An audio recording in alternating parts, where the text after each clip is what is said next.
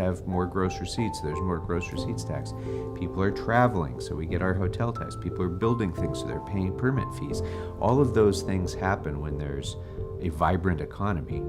When there's not a vibrant economy, and when we're facing the economic catastrophe that the world is facing right now, all of those revenue sources decline dramatically. If there's any good news in the budget this year, it's that in the time that I've been budget chair for the last 8 years, we have methodically built up the largest reserve fund in the history of the city of Los Angeles. We started the Budget Stabilization Fund under my chairmanship, first time we've ever had one. So those two things taken together give us the ability to ride out downturns in the economy. Councilman Krikorian, thank you for all you do, and I wish you a world of luck, and I will stay optimistic with you. Thank you very much. Take in a theater performance via podcast. See how a local museum ups its online game. Or watch a design festival that makes its virtual debut. All this up next on Virtual Things to Do. LA Theater Works has a plethora of podcasts waiting for you. LATW's audio plays bring you comedies, dramas, classics, and contemporary works, all with top-name writers and performers. This includes the Relativity series of science-themed plays, with lead funding provided by the Alfred P. Sloan Foundation, bridging science and the arts in the modern world. Be sure to check out the great audio entertainment available from LA Theater Works. Visit latw.org/podcasts. The Los Angeles Municipal Art Gallery wants you to stay connected, feel joy, and experience wonder through their new website, La Mag at Home. As part of this new virtual programming, La Mag is creating new content that will be available at lamag.org and across all of their social media platforms. Content includes digital programs with artists from past exhibitions, art-making activities, a series dedicated to La Mag's extensive education archives, artist resources, and more. Check out the LA Municipal Art Gallery's new online offerings at lamag.org. Virtual Design Festival is the world's first online design festival. This virtual extravaganza features a rolling schedule of interviews, movies, product launches, live streams, and collaborations. Over 35 architects and designers from around the world were invited to send self-recorded video messages to share with fellow designers and the world.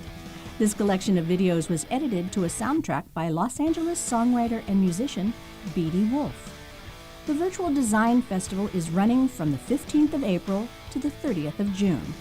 Visit dezeen.com/VDF. And that's a look at some virtual things to do.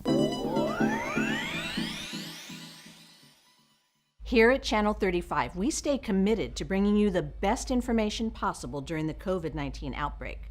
Remember that you can sign up with Notify LA to receive emergency alerts. To sign up, just text your zip code to 888-777. You can also find reliable information about the resources available from the City of Los Angeles at these websites: publichealth.lacounty.gov, coronavirus.lacity.org, or at emergency.lacity.org. That's it for this edition. I'm Maria Hall Brown. From all of us here at LA This Week, thanks for joining us. See you next time for more LA This Week.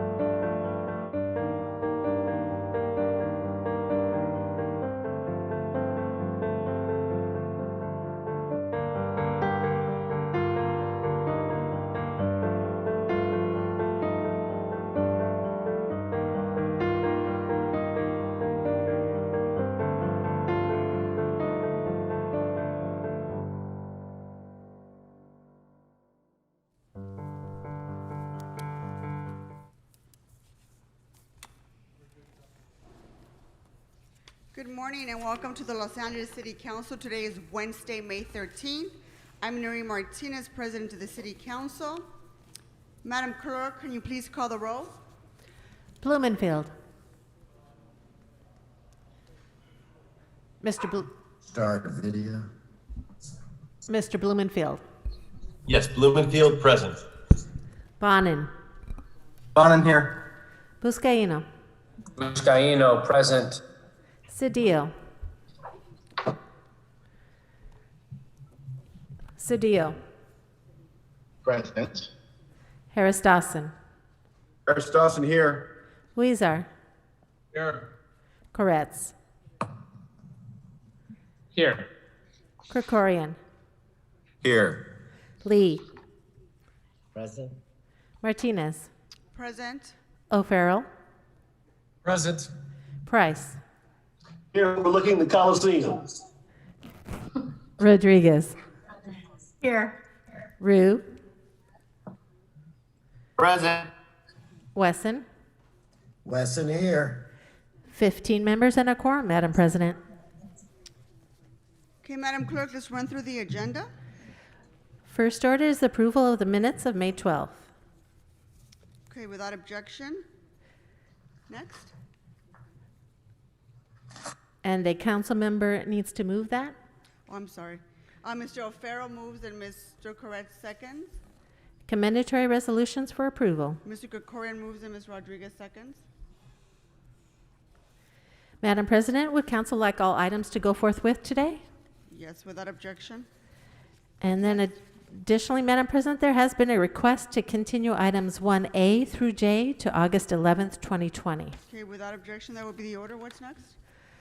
Items 1 through 3 are items noticed for public hearing. Items 4 through 9 are items for which public hearings have been held. Items 10 through 25 are items for which public hearings have not been held. On the continuation agenda, item 26 is an item for which a public hearing has not been held. Additionally, for item 16, a community impact statement has been submitted by the Eagle Rock Neighborhood Council. 10 votes. Comment. Thank you. Mr. Bonin. Nothing for me, thank you. Thank you. Buscaino. I have questions on 14. Can you please hold 14 on the table? Cedillo. Mr. Cedillo, any items special? Mr. Harris Dawson. Thank you so much. Weezer. And thank you. Koretz. No specials, thank you. Krikorian. Yes, thank you. I'd like to call item 20 special for purposes of amendment. There's a written amendment that's been submitted for that. And is there a second on that? Second. Thank you. And for the record, can the amendment be verbalized? No, it's a written amendment. It's already been submitted, seconded by Mr. O'Farrell. Oh, yeah. Thank you. I think it would be useful if somebody read out the moving clause on the amendment so the public knows what it is before we take public comment.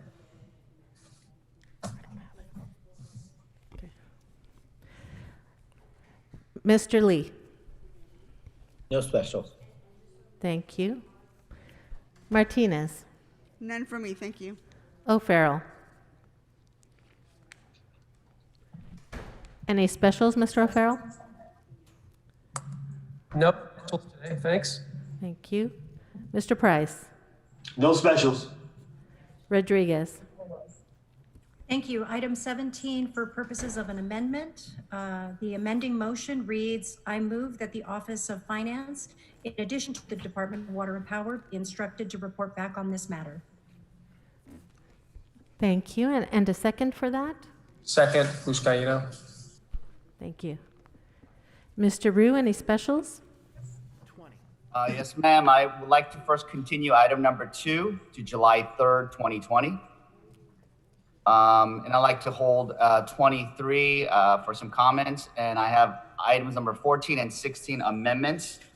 Item 14 is, first I want to thank the city attorney for all of their input and all of their suggestions and amendments that they crafted. And the draft and this is to ensure the draft ordinance is in accordance with the state law. I'd like to read the following amending motion into the record. I move to amend item 14 on today's council agenda relative to prohibiting the sale, disposal, donation, or confiscation of personal belongings in rented storage units. If an individual's storage lease goes into default resulting from the effects of the coronavirus emergency to read, I therefore move that City Council request the city attorney to prepare and present a draft ordinance that allows the occupant of storage space in a self-storage facility to defer the payment of rent during the declared local emergency period by giving written notice to the owner of the facility within 7 days of when rent is due, explaining that the occupant is unable to pay rent due to circumstances related to the COVID-19 pandemic. The occupant shall have 3 months following the expiration of the local emergency period to repay the deferred rent, and no late fee shall be imposed. The owner shall not terminate the occupant's use of the storage space if the occupant has followed the requirements of the ordinance.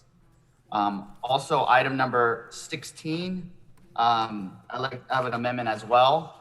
I move to amend item 16, recommendation 1 on today's council agenda relative to developing a restaurant relief program to read: 1, instruct the Department of Aging with the assistance of the Chief CLA and the CAO to develop a restaurant relief program that would allow local independent restaurants to temporarily contract with the city to provide meals to residents experiencing homelessness located at emergency shelters, seniors who were previously receiving congregate meals at city dining centers, and/or home delivered meals, students who receive meals or supplemental nutrition as part of a city-sponsored after-school program, the city's first responders, and city employees that are temporarily serving as disaster service worker capacity, amongst others, and transmit the proposed program for city consideration, and add a recommendation to number 3 to instruct the Department of Building and Safety with the assistance of the Planning Department, Chief CLA, to develop a temporary no-fee administrative approval process for outdoor,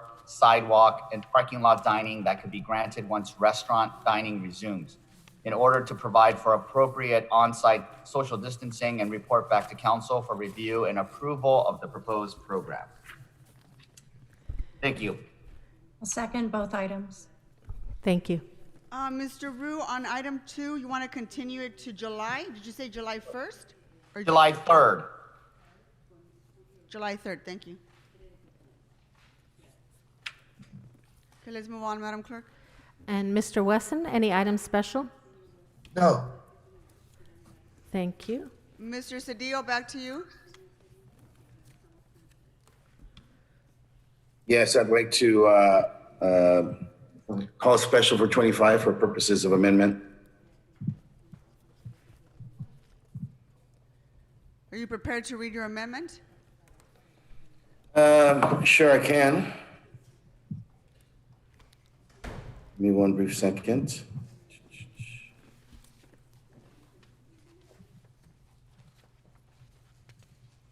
One brief second, Madam Chair. Yes, so as you know, we've been engaged in this discussion about renters' rights, about what do we do with small mom and pops and mortgages. And there are limits to what the city can do. We've talked about that periodically. And we have continued to suggest that there is legislation in Washington that we should be working on and focused on, and that's where much of the relief comes. So I'd like to amend item 25 so that we include the Emergency Rental Assistance and Rental Market Stabilization Act of 2020. It was just updated. It's a bill that would establish an emergency rental assistance program.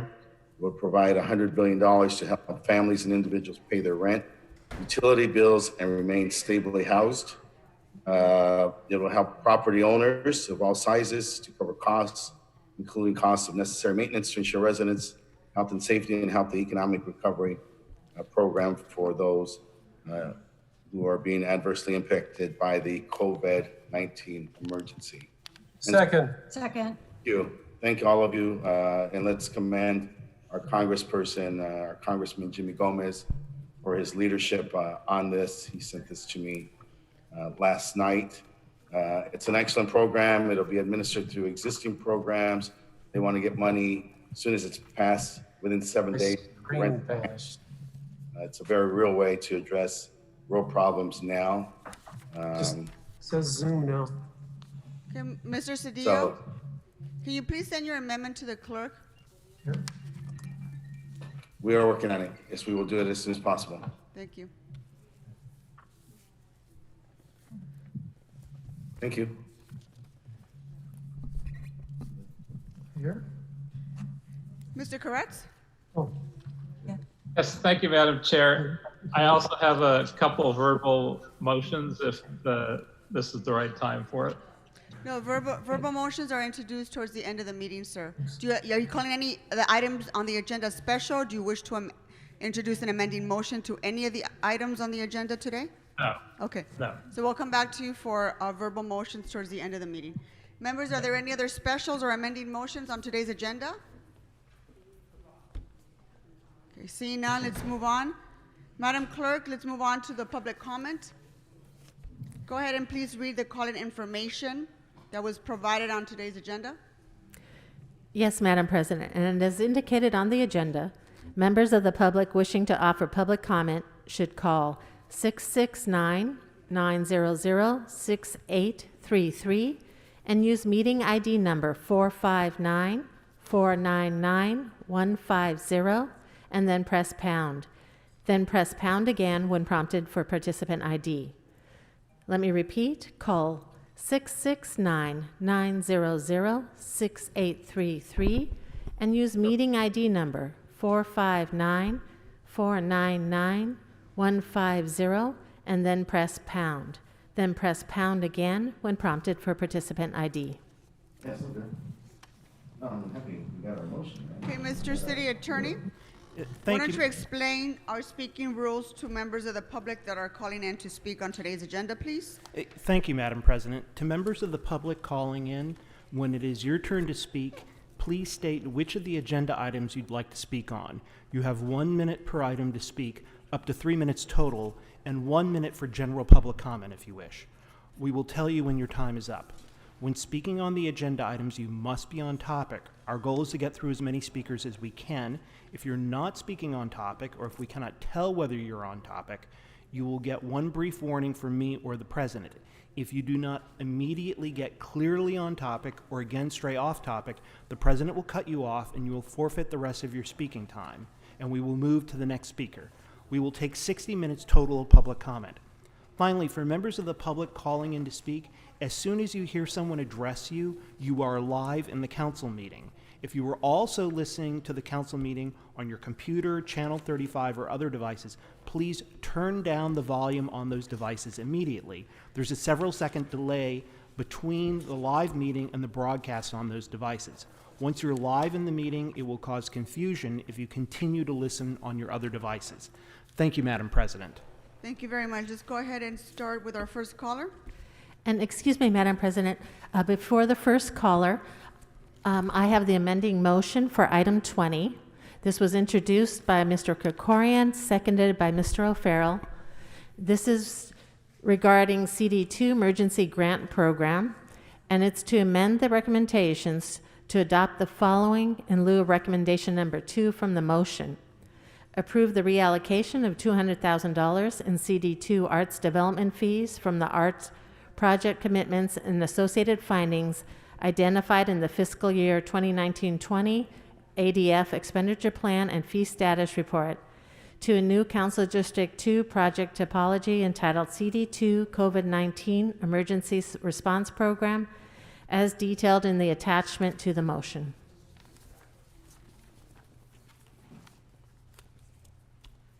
Okay, let's go ahead and start with our first caller. Please state your name and what item you'd like to speak on. Matt Nagler, and I would like to speak on item 14, Council File 20-0472. Okay, you have 1 minute. I need you to speak a little louder, please. We can't hear you. I'm sorry? We cannot hear you, so I need you to speak a little louder. Okay, sorry. My name is Max Nagler, and I've called in to support item 14, Council File 20-0472. Is that better? Much better. Go ahead. You can begin now. You have 1 minute. I have worked in the entertainment industry since college, and I have recently lost my job due to the COVID-19 pandemic. Over the past several months, it has become increasingly harder for me to continue to make rent payments on my storage unit due to loss of income. Last month alone, I paid over $800, which is more than 50% of my stimulus check in late payments and fees to my storage provider in fear that my unit will be auctioned off, which left me with less money to pay necessities such as food, rent, and household items. I hope this can be changed to give people the chance to prioritize essential needs without having the fear of losing our belongings during a crisis. Thank you.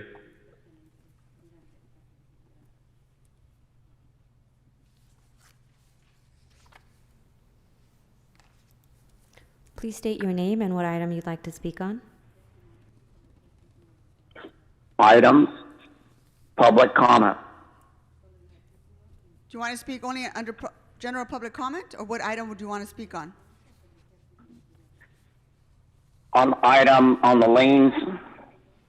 Is this you, fat mommy? Item number 1, go ahead. Atención, inmigraciones pinche putos. Estoy fregando de los chingados de número 1 que no contestan nada por pendejos. Translation. Item 1 on the agenda is unconstitutional. It reflects the bad, immoral ideas of Los Angeles. Eric Garcetti, fuck you, 42 USC 1983. On behalf of public interest and safety, fat mommy, go eat cake and shut the fuck up, bitch. You're off topic, speaker. Yeah, get him off the line. It's off topic. You're off topic. Jack off. Thank you.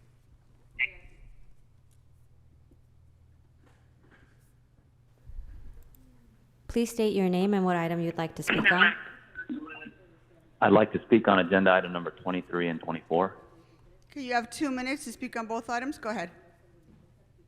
Thank you very much. My name is Paul Seo, and I'm calling on behalf of the Korean American Democratic Committee. I just wanted to make a statement in support of those 2 agenda items. For over 20 years, the Korean American Democratic Committee has persevered for the political empowerment of the Korean American community through advocacy, education, and civic participation in the spirit of Democratic Party principles. KADC wholeheartedly supports the Los Angeles City resolution to conclude in the city's 2019-2020 federal legislative program support for House Resolution 908 and proposed Senate resolutions coming from Senators Harris, Duckworth, and Hirono, or any similar legislation or administrative action which would condemn all forms of anti-Asian sentiment as related to COVID-19. Now, the surge in hate crimes against Asian Americans during the COVID-19 pandemic is a sad reality, an unfortunate repeat in history when looking back on how ethnic groups are violently scapegoated for greater issues our society is facing. Now, we hope the city of Los Angeles is one of the most diverse cities in the nation, and we must enact policies that are inclusive to all residents while promoting individual rights. Our hope is that the City Council takes immediate action by voting in support and solidarity of the resolutions that are more than political statements, but a call to action for all Angelenos to condemn all forms of racism and hate. Thank you very much.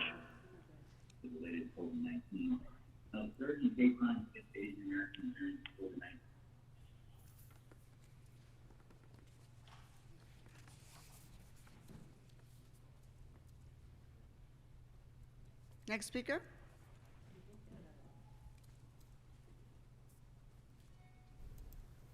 Please state your name and what item you'd like to speak on.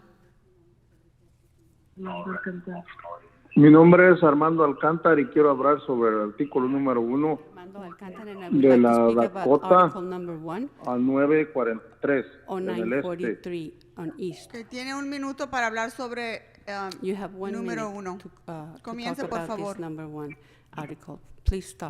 Mi caso es de que un señor que vivía allí no lo podía sacar y tuve que gastar mucho dinero, caí al hospital, y mi esposa al hospital.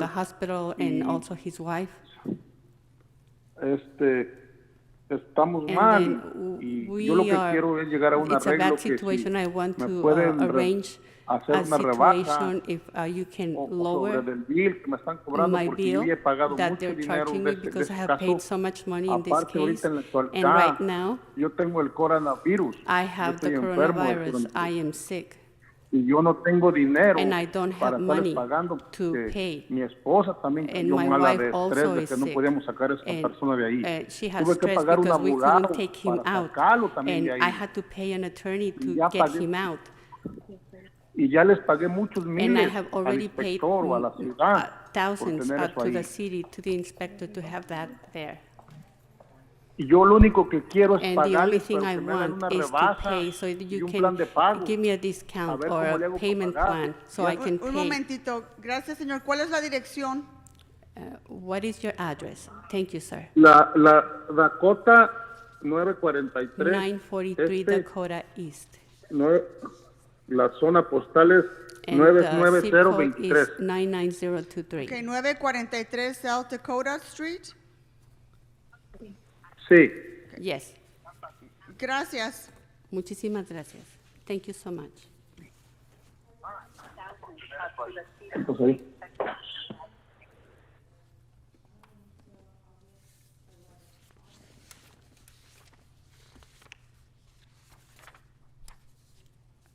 Okay, item 1A has been continued till August 11th.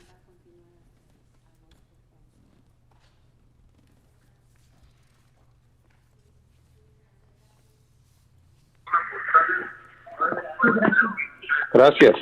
Thank you. Que de nada. Gracias, señor. Until August 11. Thank you, sir.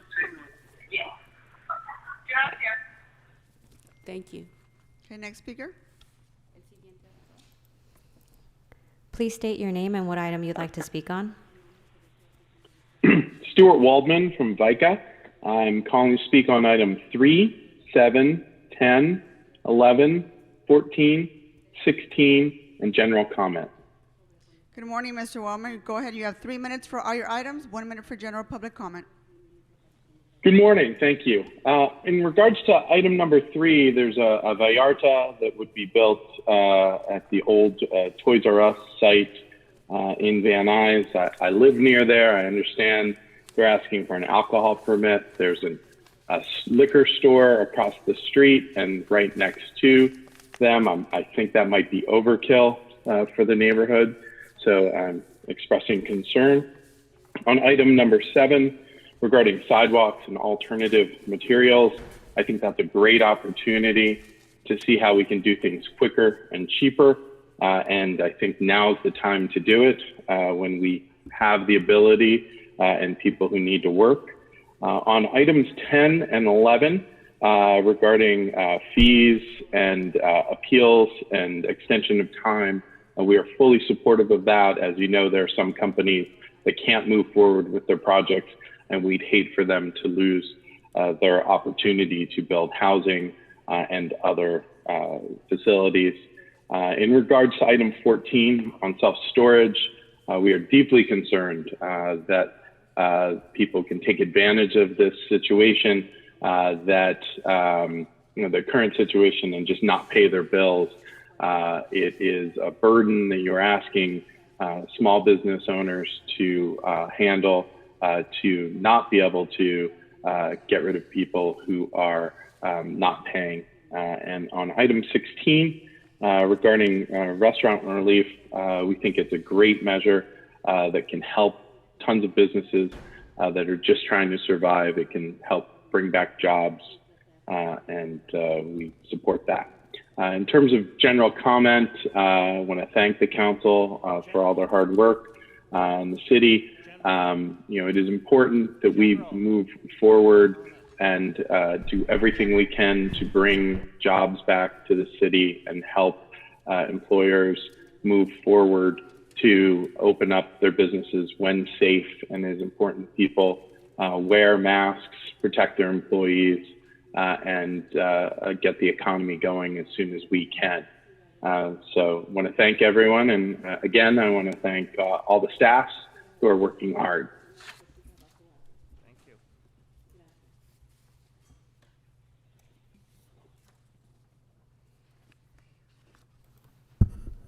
Please state your name and what item you'd like to speak on.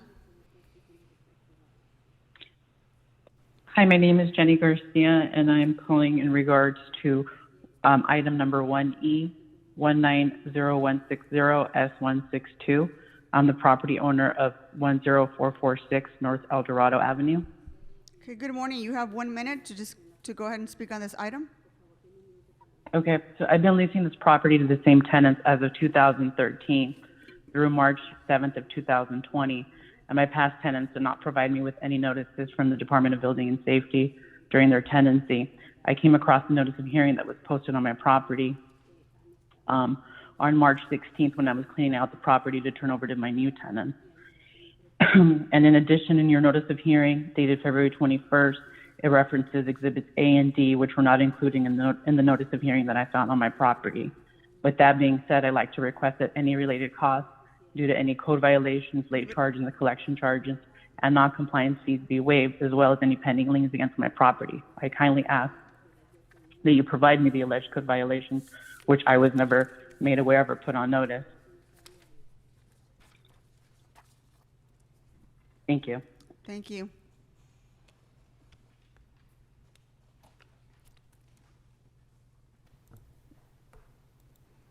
Please state your name and what item you'd like to speak on.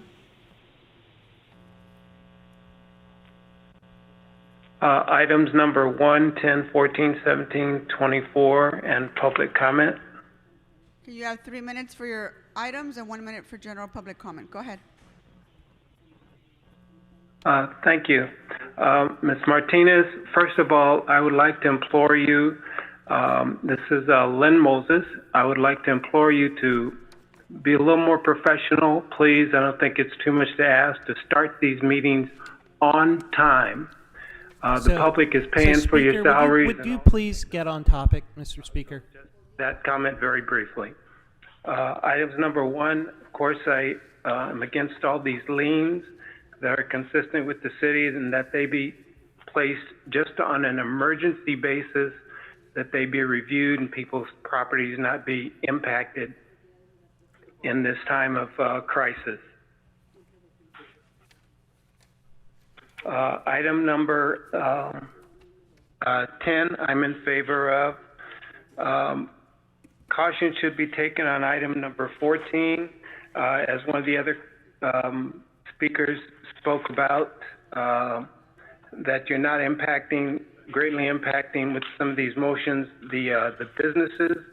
Of course, people need a lot of relief, but please take in consideration the businesses as well, that you don't create more problems.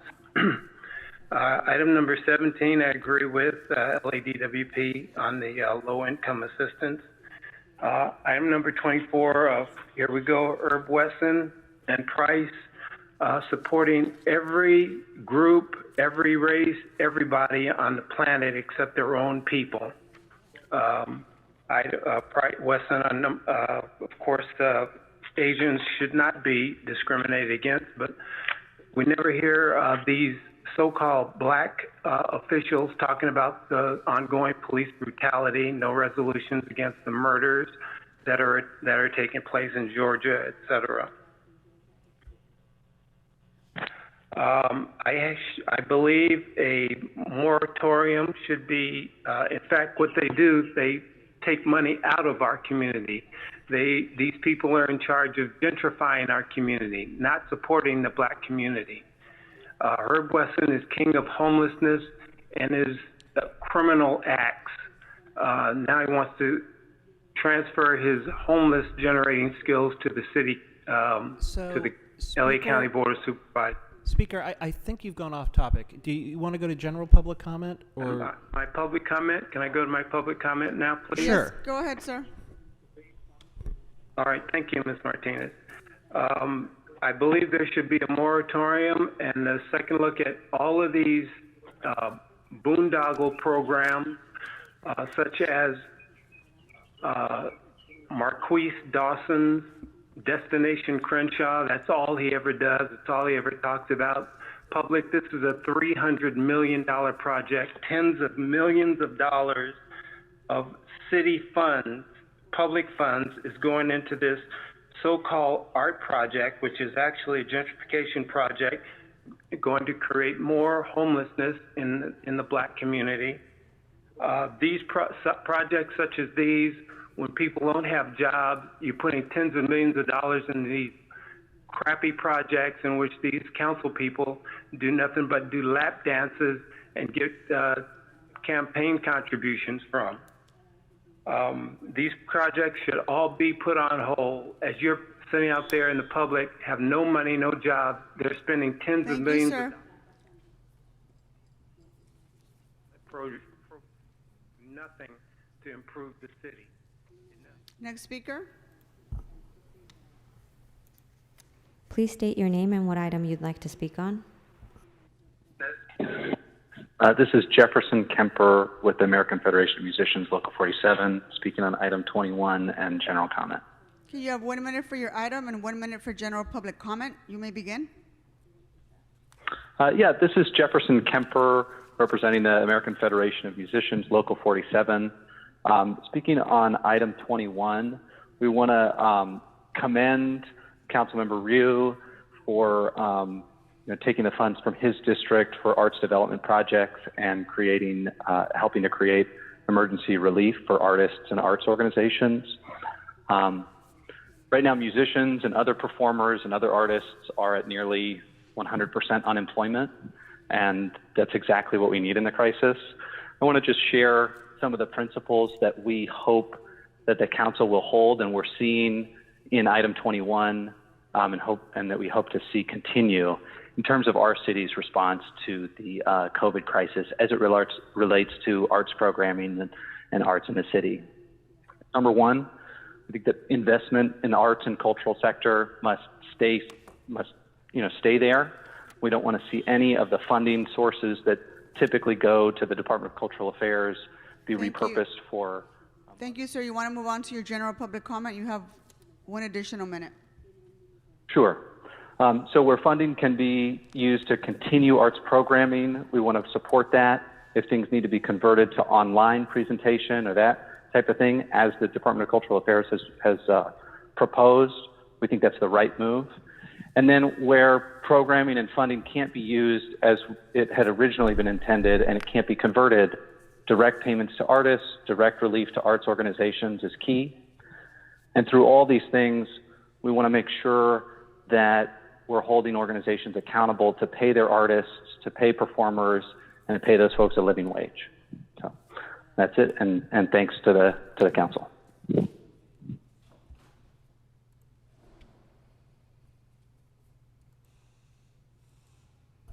Please state your name and what item you'd like to speak on. Hi, it's Eric Previn calling. Can you hear me? Yes, Mr. Previn, what items do you want to speak on? I'm going to speak on, for the sake of clarity, all the items in general public comment. Okay, 3 minutes. And 1 minute So for the first one, I'm going to mute this in 1 second as well. I just had to walk over. We're holding organizations. Okay, so the first one I'd like to talk about is item number 20, which seemed like a good idea. Councilmember Krikorian was earmarking several $100,000 to be distributed to arts organizations that have some kind of recorded meetings or sessions.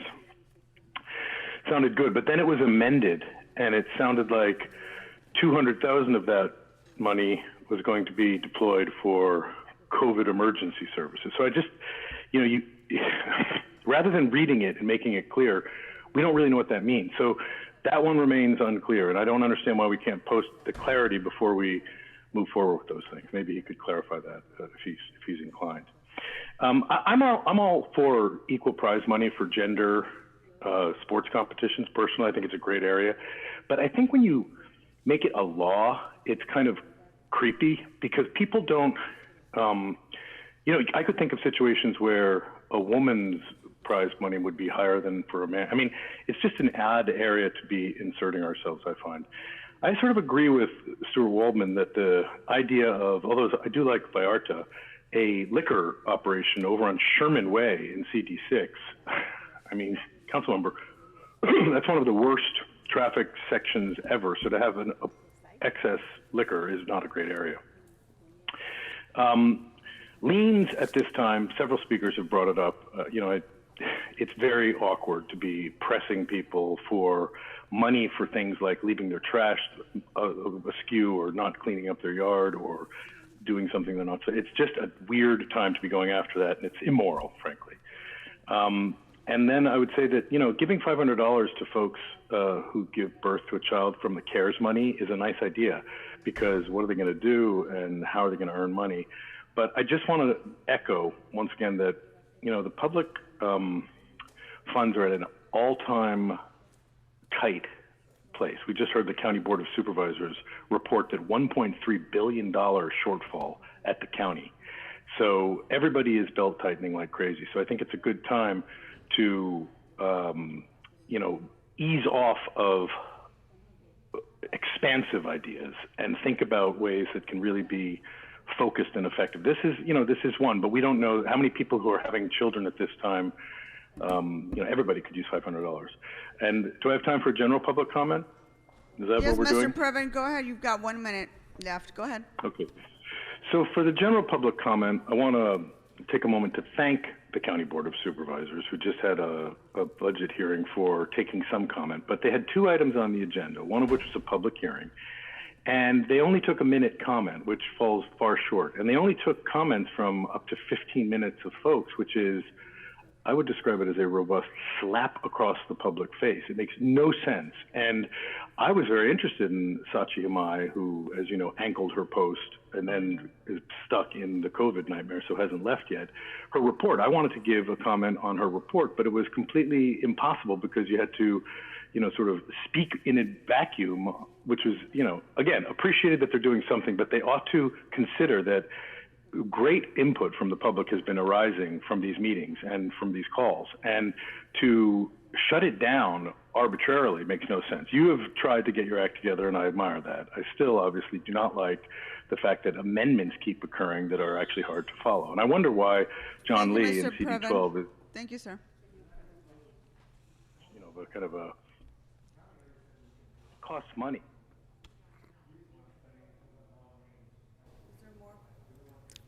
Please state your name and what item you'd like to speak on.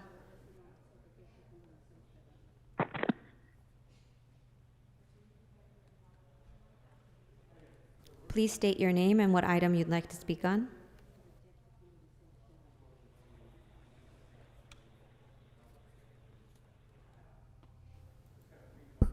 Please state your name and what item you'd like to speak on.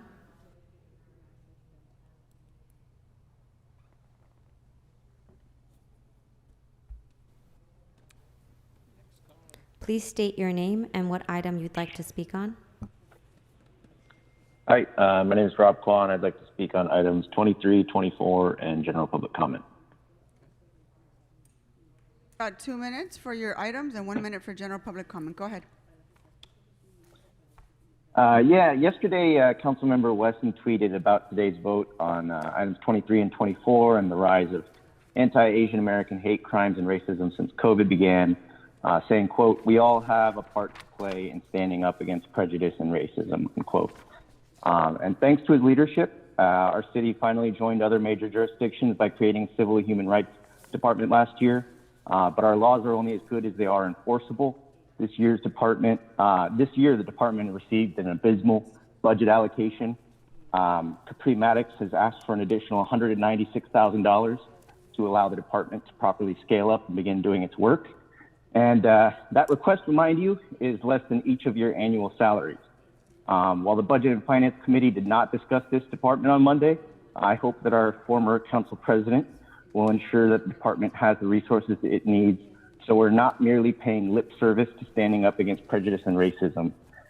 It was encouraging to see a few of our Budget and Finance Committee members offer critiques of LAPD's budget on Monday.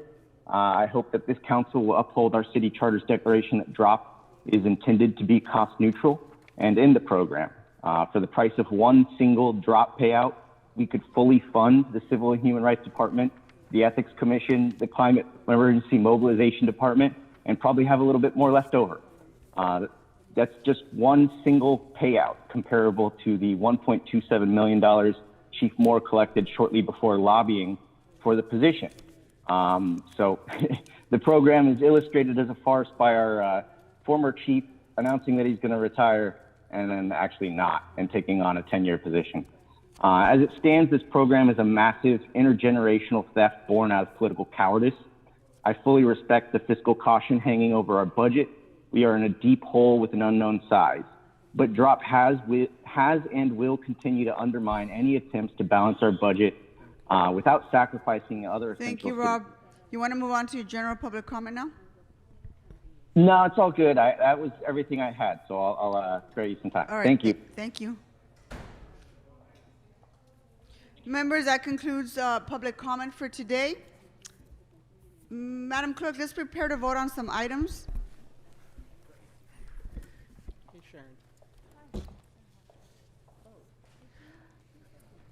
I believe council may vote at this time on items 2 through 13, 15. Item number 2 has been continued by Mr. Correct. By Mr. Rue until to July 3rd. July 3rd, yeah. So 3 through 13, 15, 18 through 19, 21, 24, and 26. Mr. Cedillo, did you want to speak?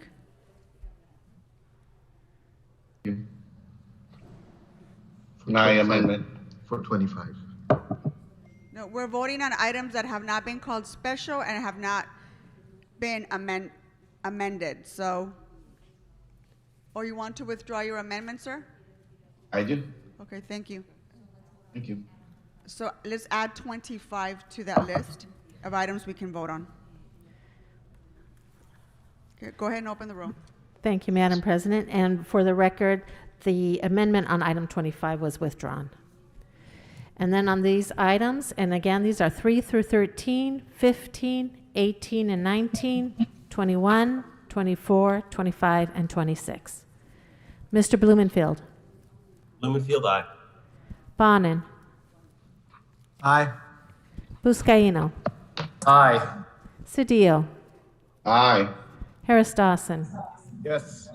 Weezer. Yes. Koretz. Aye. Krikorian. Aye. Lee. Aye. Martinez. Aye. O'Farrell. Aye. Price. Aye. Rodriguez. Aye. Rue. Aye. And Wesson. Wesson, aye. 15 ayes, these items are adopted. Okay, let's take a 15-minute break to make sure we've gotten all of our amending motions in, so we can return and vote on those. Thank you.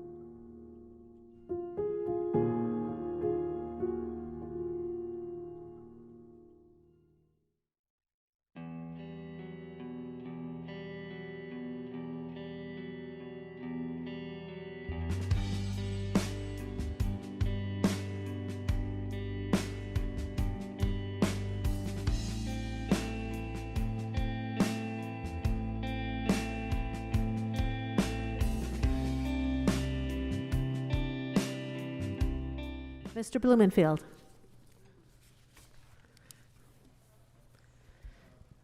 Mr. Blumenfield.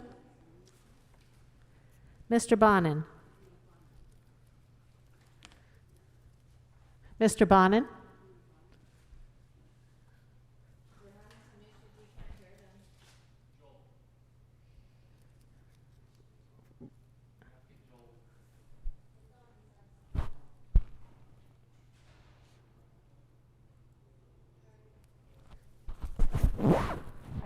You guys okay? They're all muted? Okay. I'll begin the roll call again. Mr. Blumenfield.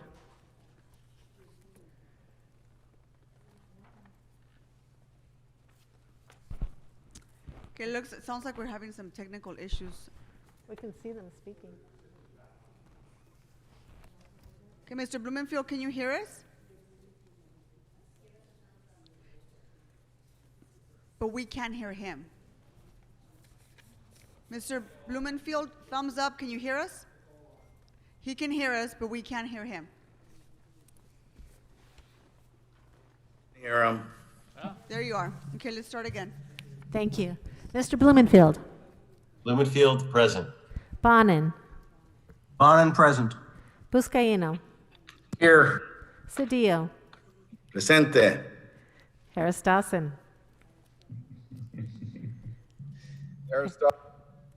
Weezer. Here. Koretz. Here. Kerkorian. Here. Lee. Present. Martinez. Here. O'Farrell. Present. Price. Present. Rodriguez. Here. Rue. Present. And Wesson. Wesson here. 15 members and a quorum, Madam President. Okay, members, let's move on to item 14, called special by Mr. Buscaino and amended by Mr. Rue. Mr. Buscaino?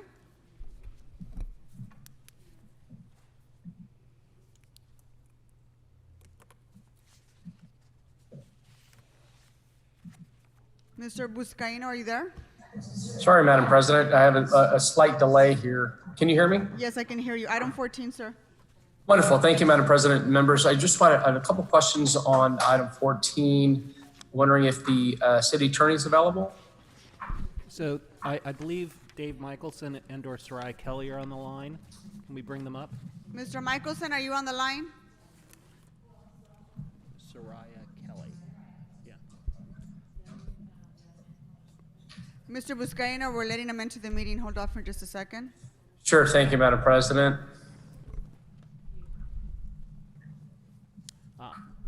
I see Dave.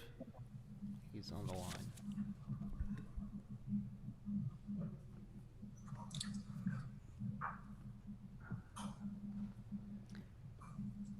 So it looks like Mr. Michelson and Soraya Kelly. Yes, I think Mr. Michelson I know is in the meeting, so let's unmute him and. It's Dave Michelson. I'm here. Excellent. Fantastic, Mr. Michelson. Thank you so much. I just had a question on state law and how state law regulates self-service storage facilities. Certainly, Dave Michelson with the Office of the City Attorney. Also with me today is one of my colleagues, Deputy City Attorney Soraya Kelly with our Public Safety Division. She's been assisting me in looking at this motion. We have considered state law. We've also carefully reviewed the letters that are in the council file, including the ones that came in the last 12 hours. Some of those letters talk about legal concerns, and so we've taken those concerns seriously. There are some legal risks clearly associated with the council pursuing this policy, but if the council is inclined as a body to pursue this policy with the changes that the maker of the motion, Councilmember Rue, has made, we believe an ordinance would be legally defensible. There is state law, to answer your question very specifically, Councilmember. There is state law in the Business and Professions Code that specifically addresses self-storage facilities. And the law in particular focuses on the process an owner of the facility must go through in order to remove and dispose of the belongings or the possessions of the individual who is renting the space if rent is no longer being paid.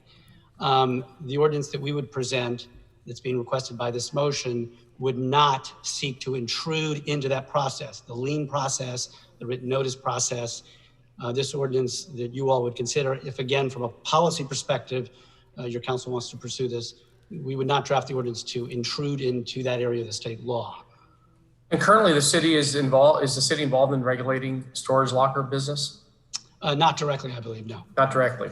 So, and I also want to make sure as we move forward that we protect the health and safety and that the health and safety preserved in this ordinance. So if there's illegal activity happening in a storage unit, or if the unit's being used for illegal reasons, I know for one, we've had to confiscate a lot of illegal fireworks in self-storage units here in the harbor area, or even if the items in the unit are creating a threat to public health. I want to ensure that the storage locker companies have the power to remove these tenants. Would that be the case if we move forward? It will be. Nothing in this ordinance would intrude or impact a self-storage facility's owner's ability or law enforcement's ability to react to those kinds of situations. Just to clarify, Dave, if you can, how will the ordinance address renters who are already involved in the lien process for reasons unrelated to COVID-19? It would not address that. The way we would draft the ordinance, and I think the direction from council as indicated in the motion, is really focused on those individuals who are renting space in one of these facilities who are struggling because of a COVID-19 reason to make that payment. And so during the period of the local emergency, there would be relief for those individuals struggling because of a COVID-19 reason. And that's the direction that the ordinance would take, which I think follows the motion. So the current process for evicting a storage locker tenant is long and tedious from what I'm gathering. A lien is put on the person's belongings several months after failure to pay. And the renters are always allowed the opportunity to complete a declaration of opposition. How does this ordinance help in an already careful, crafted, slow process? So again, the ordinance would steer clear of directly engaging in the actual process by which an owner can remove the belongings that are in one of these lockers and ultimately through a lien sale dispose of the belongings. What the ordinance would really speak to is sort of the upfront issue, the substantive issue of the individuals who's making that monthly payment unable to make that payment because of a COVID-19 reason, would provide written notice to the owner of the facility indicating what that COVID-19 reason, financial reason is. And then that would allow the individual to defer that payment through the period of the local emergency. And because of that, the owner of the facility would not be legally in a position to actually terminate the contract. And if they're not able to terminate the contract, the owner clearly would not have the ability then to go through the lien process. So it really speaks to the ordinance and the motion, the upfront issue of an individual unable to make payment because of COVID-19 during the emergency.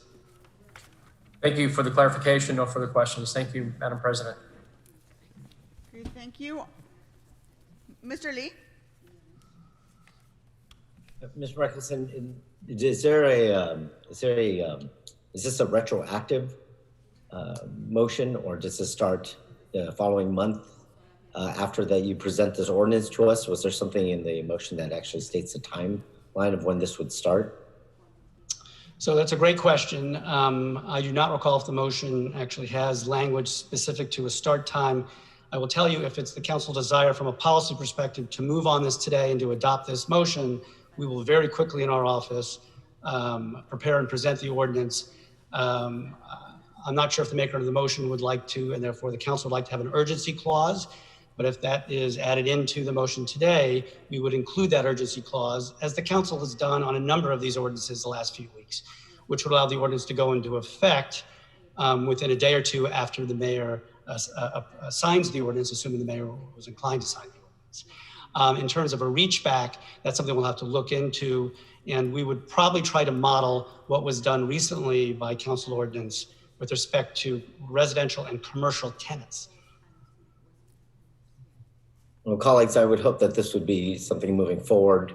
When we're talking about affecting businesses, I mean, it seems like we're picking and choosing certain businesses to help people. We're not, asking restaurants or different other businesses to provide free items, and now we're choosing something like this. So I ask that this, if it is crafted in any ways, that it moves forward going from this point onwards, and not that we retroactively enact this ordinance.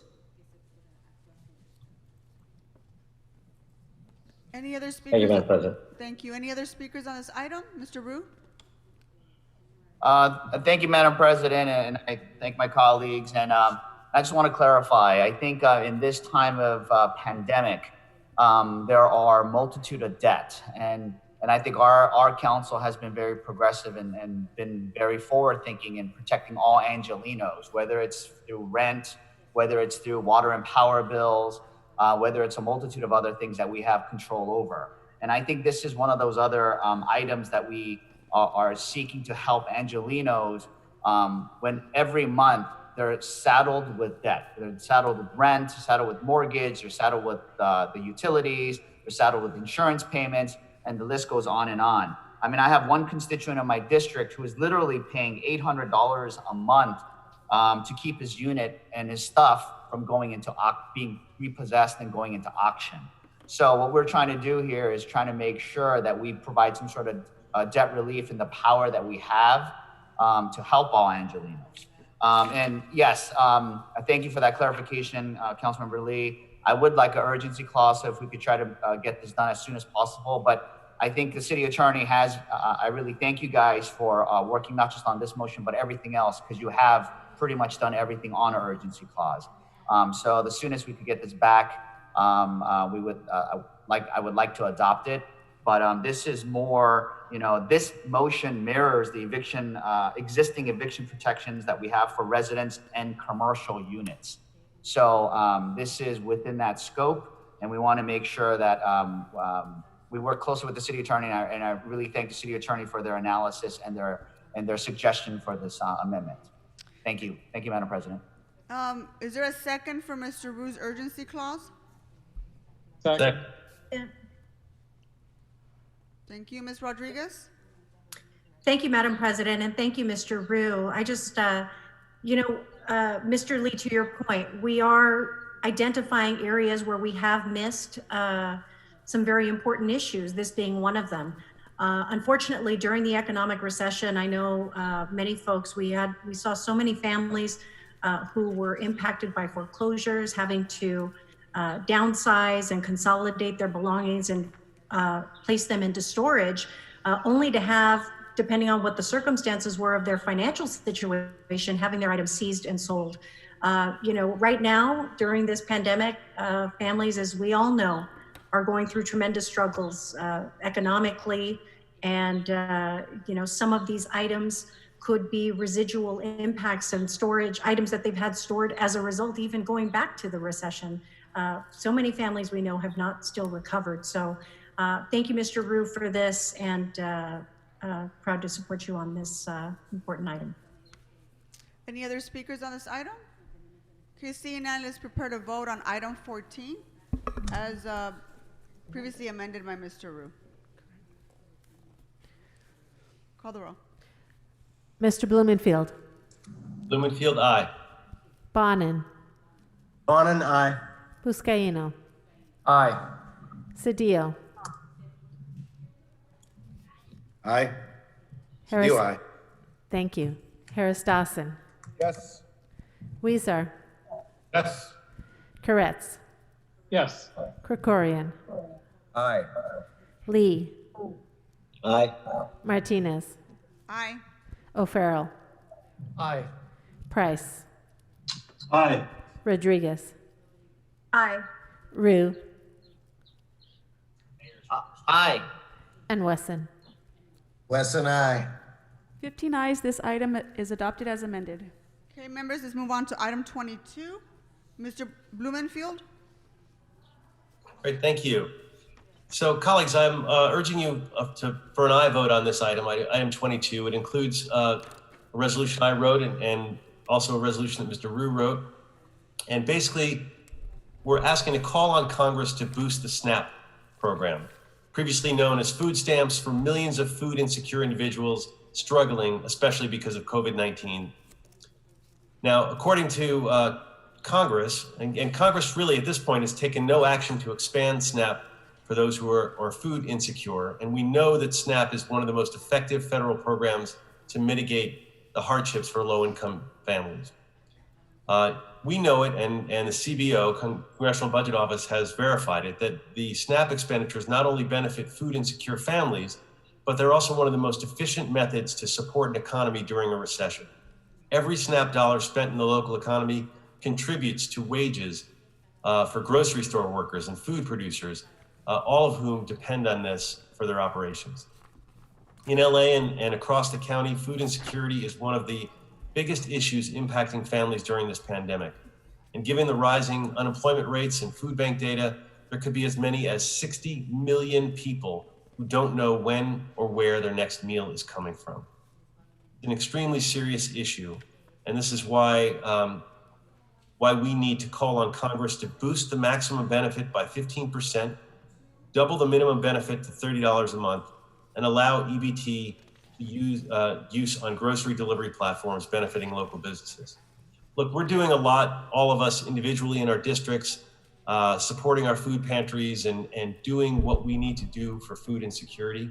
But this change to SNAP would dwarf everything we're doing in a substantial way. So it's just really important that we call on Congress to do that, and that's why I ask for your aye vote on this item. Thank you. Okay, Mr. Rue?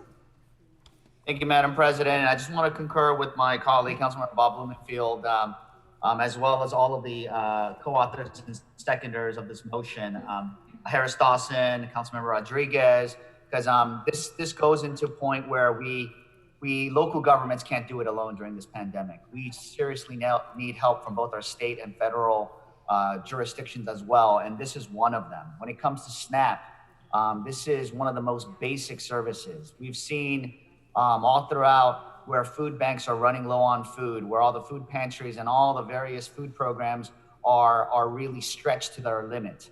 And this really helps in that endeavor.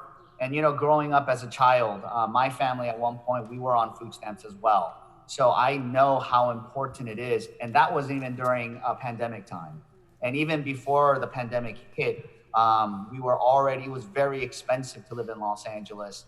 And every support that we could give our working families and our low-income families is an extra boost, especially during this time of pandemic. So I know our entire council is supportive of this, and I really thank all of the colleagues and all my co-authors and seconders for this resolution.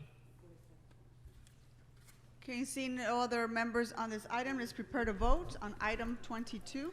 Please call the roll. Blumenfield. Blumenfield, aye. Bonin. Turn it down, please.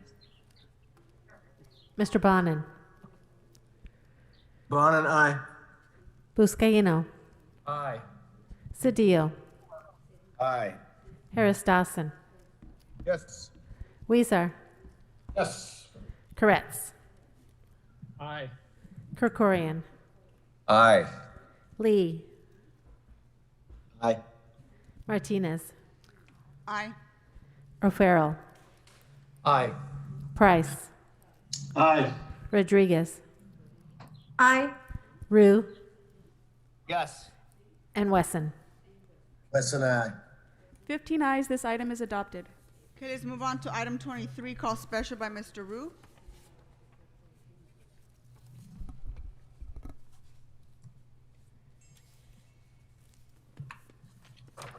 Thank you, Madam President.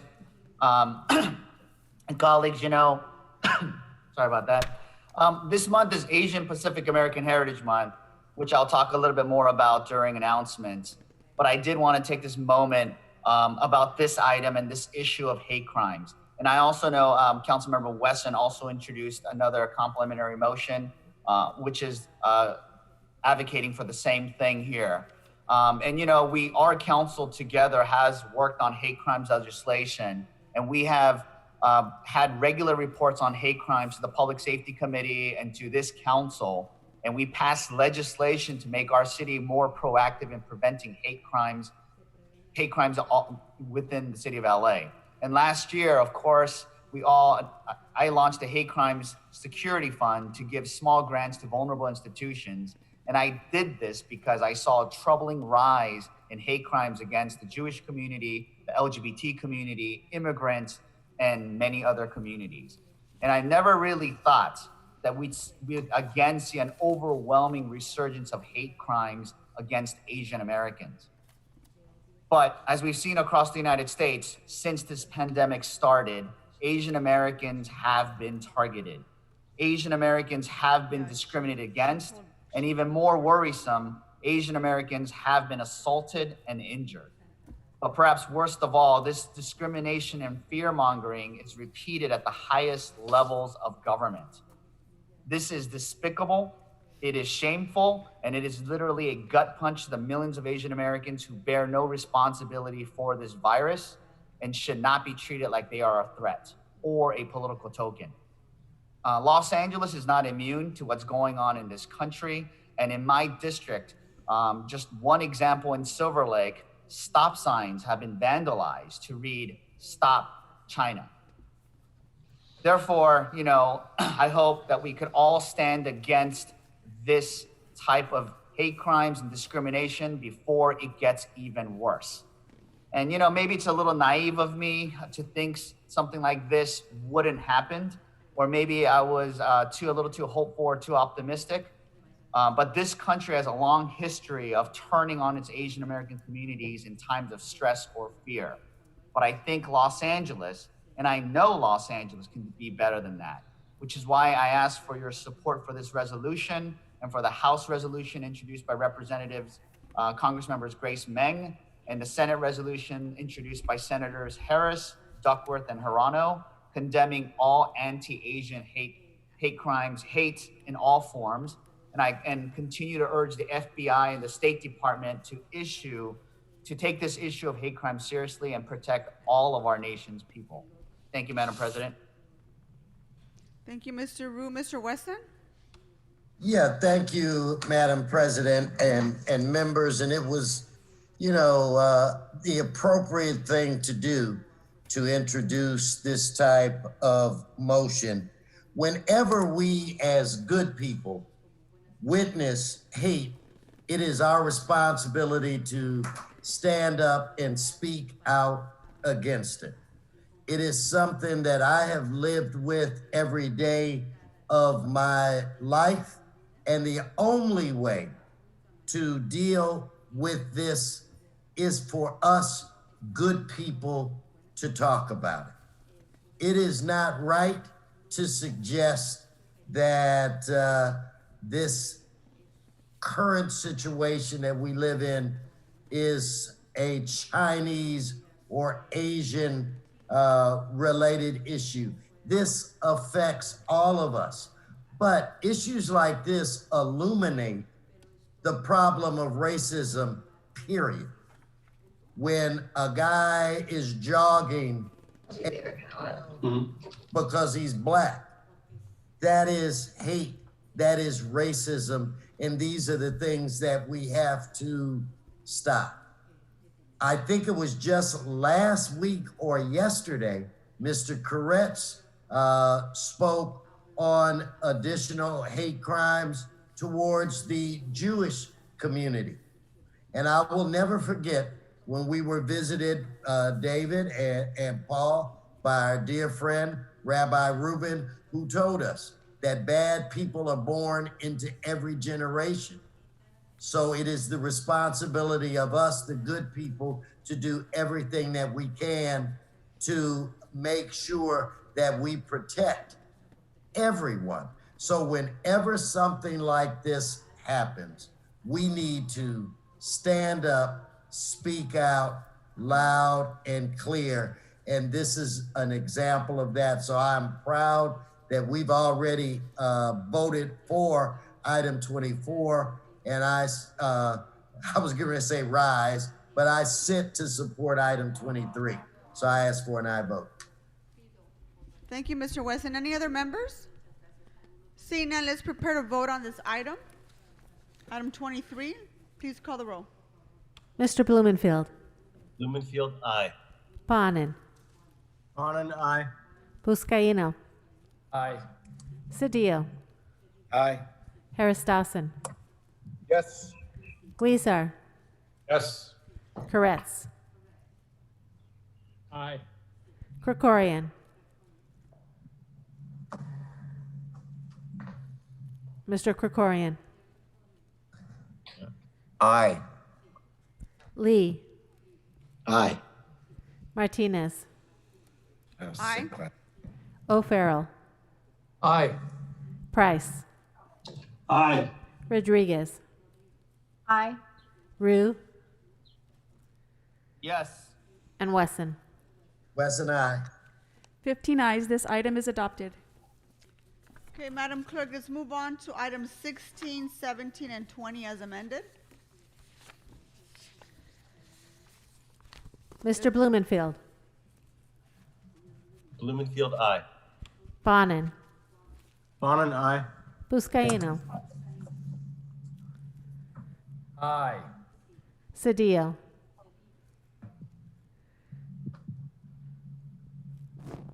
Mr. Cedillo. Cedillo, aye. Harris Dawson. Yes. Weezer. Weezer. Yes. Thank Yes. you. Thank you. Koretz. Yes. Krikorian. Aye. Lee.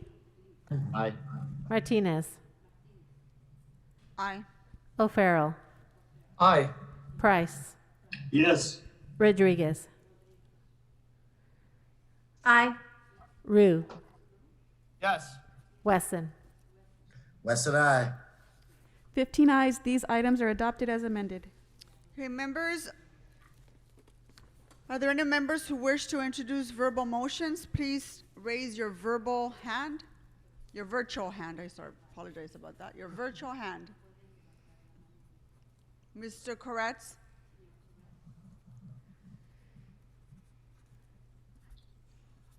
Mr. Koretz, we can't hear you.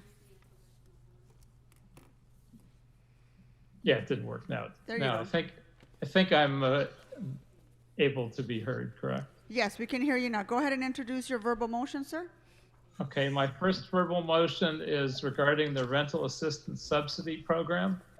I move that $50,000 from Council District 5 General City Purposes Fund number 100-56, account number 0705, CD5 Community Services be transferred appropriated to the Housing and Community Investment Department COVID-19 Emergency Rental Assistance Subsidy Program Trust Fund, CF 20-0401 to assist eligible renters in CD5.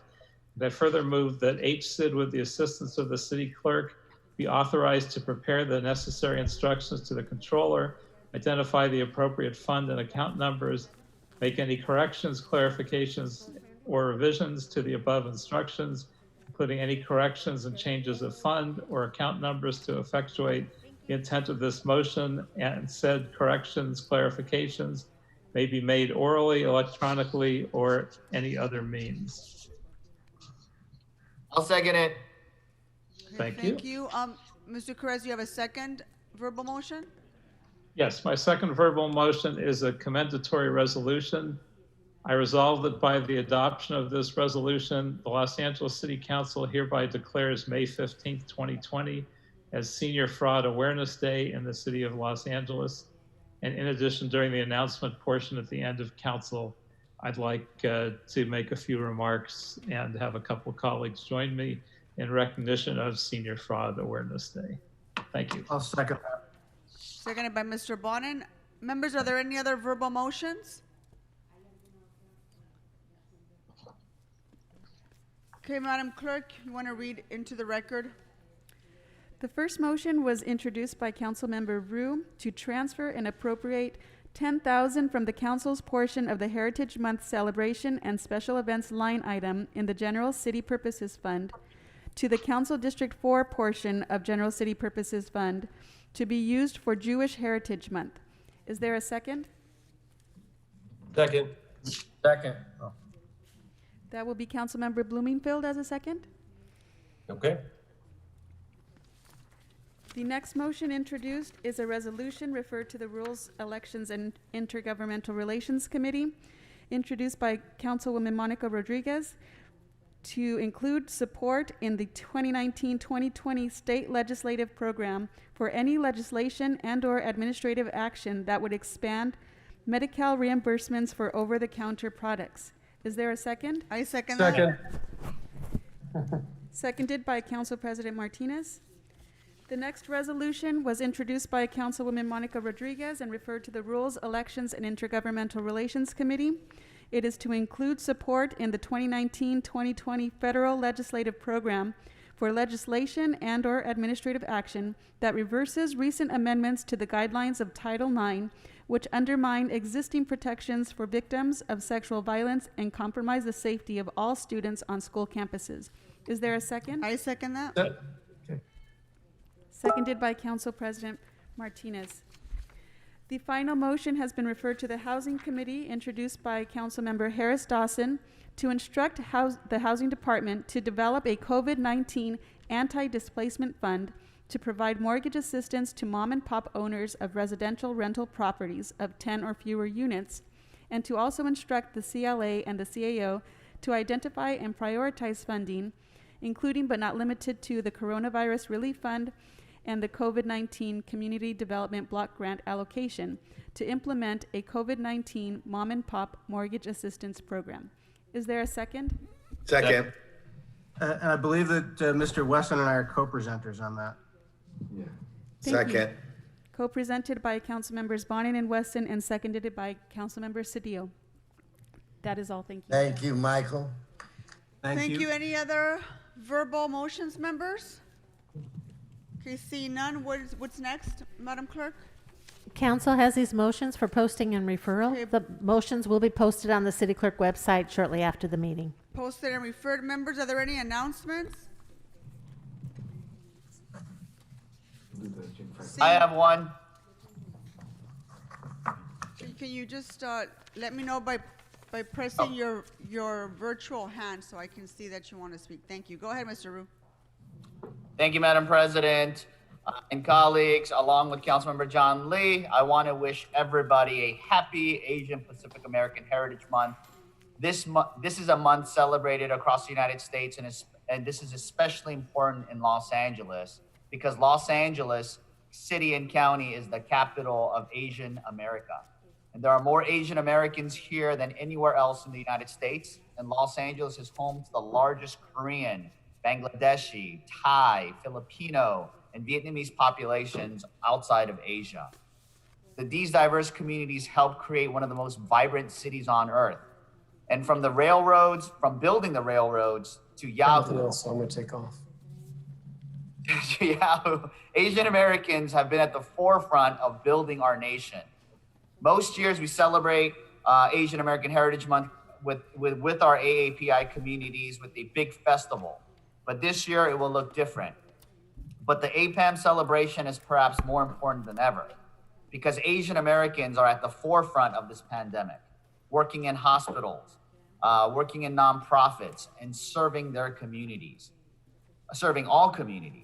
Whether it's groups like the Korean American Federation, KYCC, Thai CDC, APCON, Asian Americans Advancing Justice, or any of the dozens of Asian American nonprofits in our city, or recently East West Bank, who I want to highlight, who has donated $1 million to launch the Immigrant Neighbor Fund. Asian Americans from every corner of our city is stepping up. So I will be celebrating these heroes online and celebrating Asian Americans of Los Angeles all month long. And with the hashtag of #AAPI Heroes, I hope you all join me. Asian Americans have a lot to be proud of. They have served in the medical field at higher rates, and they are saving lives every day. They are more likely to start a small business and create jobs. And today we are working together to help keep those businesses afloat. Asian Americans innovate, create, and lead, and they make our city and our nation a better place to live. As a proud Asian American, I want to wish you all a very happy Asian Pacific American Heritage Month. Ms. Rodriguez? Thank you, Madam President. And colleagues, I just wanted to let you all know, and for anyone watching, last week we kicked off the Adulting 101 series for high school students. And we had some great participation. Again, my thanks to the Campaign for College Opportunity and Partnership LA for helping to secure some really great folks to participate on the panel, answer questions for a number of students that have are maybe even changing their outlook for what college might be right now. They might want to stay local given the circumstances. So we've provided a lot of great information for folks. It's available live stream on my social media, on Facebook, but we also have a Zoom where everyone can register in advance. Again, this is part of a 4-part series. And so last week was on college readiness and prep and what comes next if you have, given what unfortunately would have been many folks' graduations. But tomorrow we have resume and interview prep, Finance 101 to follow the week after, and an overall wellness check for folks. And so parents and students have both participated on these webinars, and we want to encourage more folks to participate. But again, my thanks to my team who's done an outstanding job assembling all of the subject matter experts in each of these areas to help prepare our high school seniors or high school students in general or anyone interested to participating. And so that's tomorrow from 4 to 5. It's available live stream on Facebook as well as pre-registered on Zoom. Thank you. Thank you, Mr. Lee. Thank you, Madam President. Thank you, Councilman Wu, for your words about the Asian Pacific Islander Heritage Month. It's unfortunate that we cannot be in council chambers to have our normal celebrations to highlight the many contributions that members of the API community have brought to our country and especially to our city. And, within my own very lifetime of growing up here in the city of Los Angeles, all 50 years, I've seen the API involvement in our communities grow, whether they be PTAs, nonprofits, civic engagement groups, and above all, the API community has made numerous contributions to the arts and our economy and the very fabric that makes up our incredible city. I look forward to when this crisis is over and we can take the time to celebrate all of the amazing contributions that all of our different cultures bring to our great city. Thank you, Madam President. Thank you, Mr. Lee. Mr. Koretz?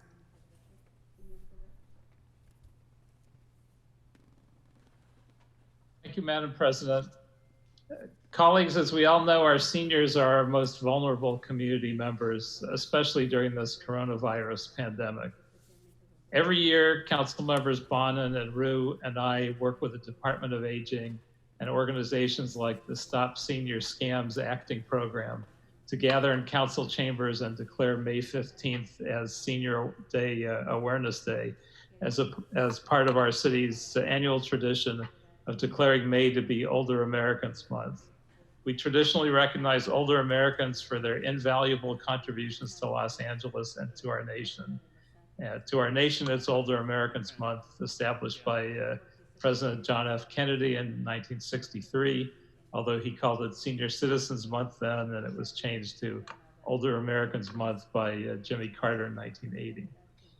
Although today we're online, I'd like to give a shout out to the amazing group Stop Senior Scams, who work hard to educate seniors and their families about scams that target seniors.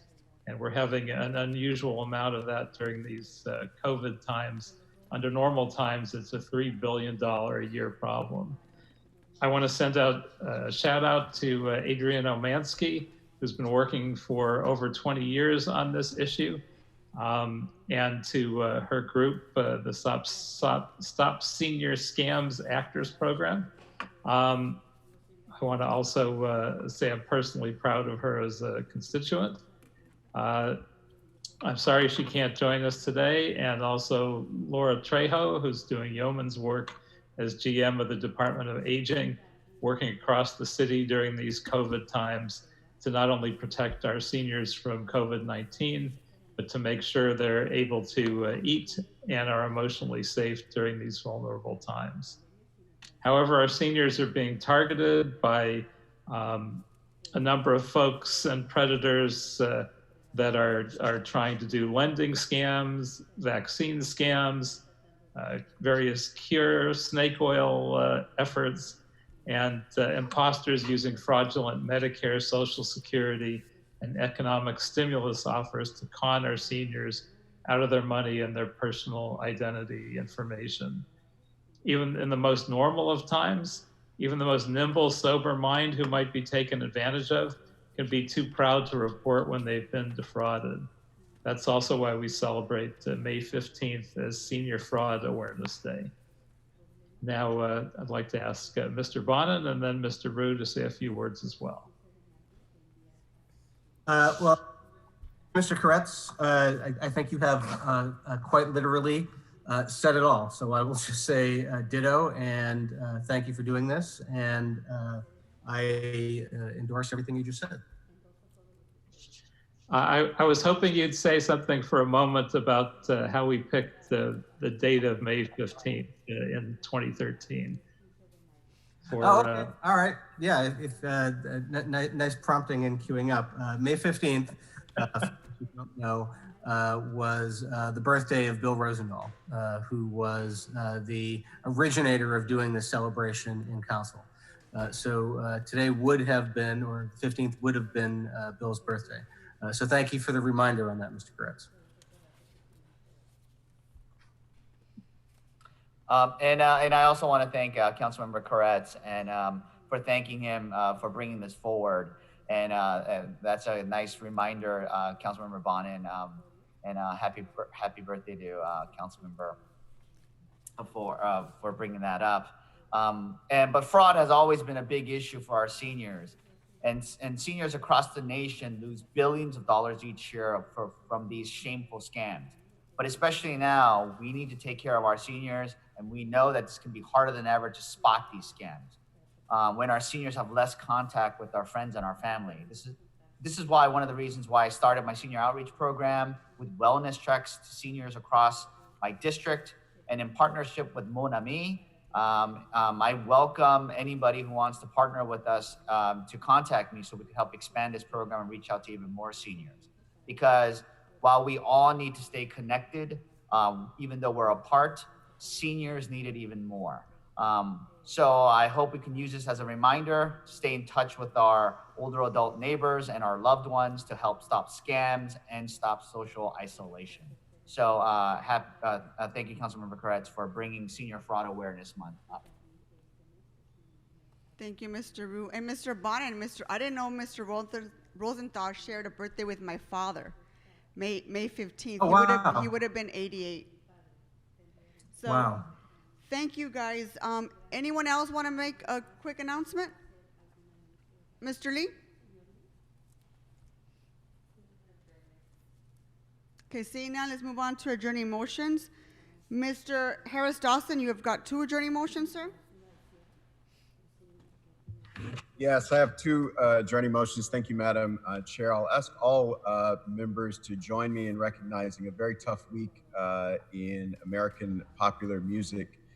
Today, as we celebrate the living birthday of Stevie Wonder, we recognize the loss of Betty Wright this weekend. Andre Harrell, who I'll ask that we adjourn in the memory of, at the age of 60 years old, passed away this weekend in the city of Los Angeles. He was born and raised in the Bronx and in New York City. Graduated high school in the 1970s and joined the burgeoning hip hop movement in New York City. Put out a couple records, but found his real calling in the mid 1980s as a record executive. He worked at Def Jam and the world famous Uptown Records. He brought us people like LL Cool J and Sean Puff Daddy Combs, Mary J. Blige, Heavy D, Jodeci, Father MC, Al B. Sure, the Notorious B.I.G. Understood the cross-section of music and popular culture. and that the music business was as much about selling music as it was about selling ideas, fashion, and a way of life. He passed on May 7th of this year at his home here in West Hollywood, Complications. He had heart problems leading up to the time of his death. He's survived by his son, Gianni. He'll be greatly missed. And lastly, we acknowledge the passing of Richard Wayne Penniman, also known to the world as Little Richard. He's widely acknowledged as the king and originator of rock and roll, preceded Elvis, the Rolling Stones, and all the other stars that are recognized, inducted into the first class of the Rock and Roll Hall of Fame. He grew up in rural Georgia, one of 12 children, in a very, very low-income household. Learned music in high school through music lessons and built a career as a frenetic pianist and showman in what was later to become rock and roll. We all know the song Tutti Frutti with its famous phrase, became number one in 1955 in both the United States and the United Kingdom. He's widely regarded as the first crossover artist, the first popular artist to chart on both black charts and white charts. Also, I think it should be noted in this day and age, Little Richard was really the first non-gender conforming performer in the history of this country, and started a movement that we now see today in full strength. He lived many years here in Los Angeles, was a very active and supportive member of my father's church. We were growing up as little kids. We all waited outside church for the big black limo to roll up and Richard to jump out in the sequins. And, you know, he'd give us candy or music or whatever his surprise was that day. But did a really admirable thing, paid attention to everyone's educations, all the young people's education, making sure you had help if you needed to get from high school to college and college and on. And just a day-to-day sort of quiet and respectful community member who made sure every young person knew the contribution that their culture was making to the development of the United States, and letting them know that all that the United States has is as much their inheritance as it is everyone else's. And so we celebrate the memory and ask all members to join me in adjourning in the memory of Little Richard. Okay, thank you, Mr. Harris Dawson. Mr. Lee? Thank you, Madam President. Colleagues, it's with a heavy heart that I share the passing of Miss Karen Jean Cruz with all of you. Karen Jean Cruz was born on December 15th, 1942 in Los Angeles, California, to Walter and Laura Kraxberger. She was baptized and confirmed in the faith at Christ Lutheran Church, Burbank. Karen graduated from Verdugo Hills High School in Tahunga, California in 1960.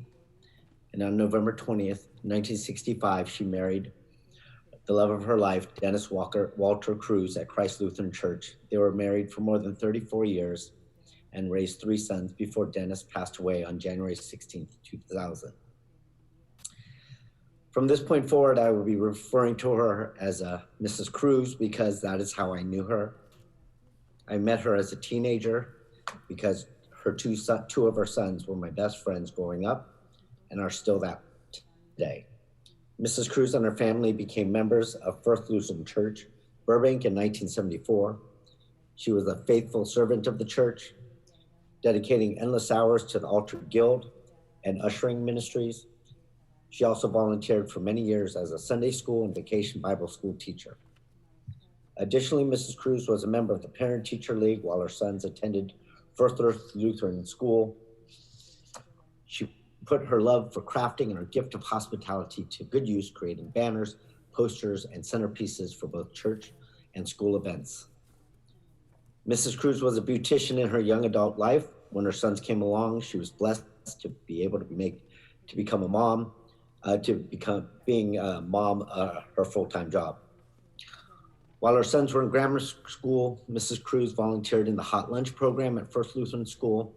Later, she worked in the food services department for the Burbank Unified School District for about 20 years before retiring in 2004. Being an avid fan of sports, of any sports her son played, Mrs. Cruz served as team mom for countless seasons of their Little League careers, and she even attended all of our adult league softball games. This dedication continued as she attended the various activities of her grandchildren as well.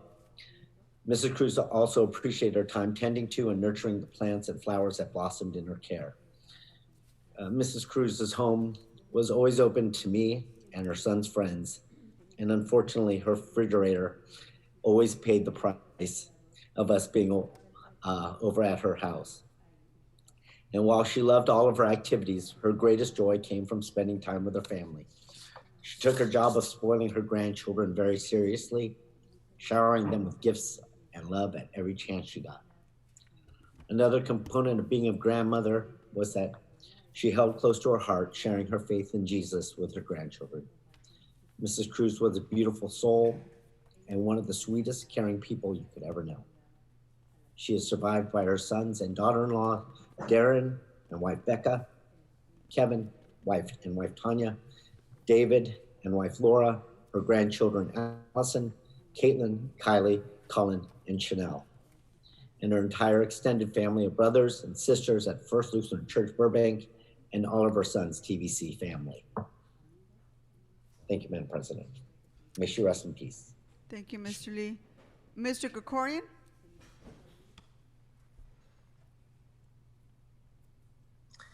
Thank you very much, Madam President.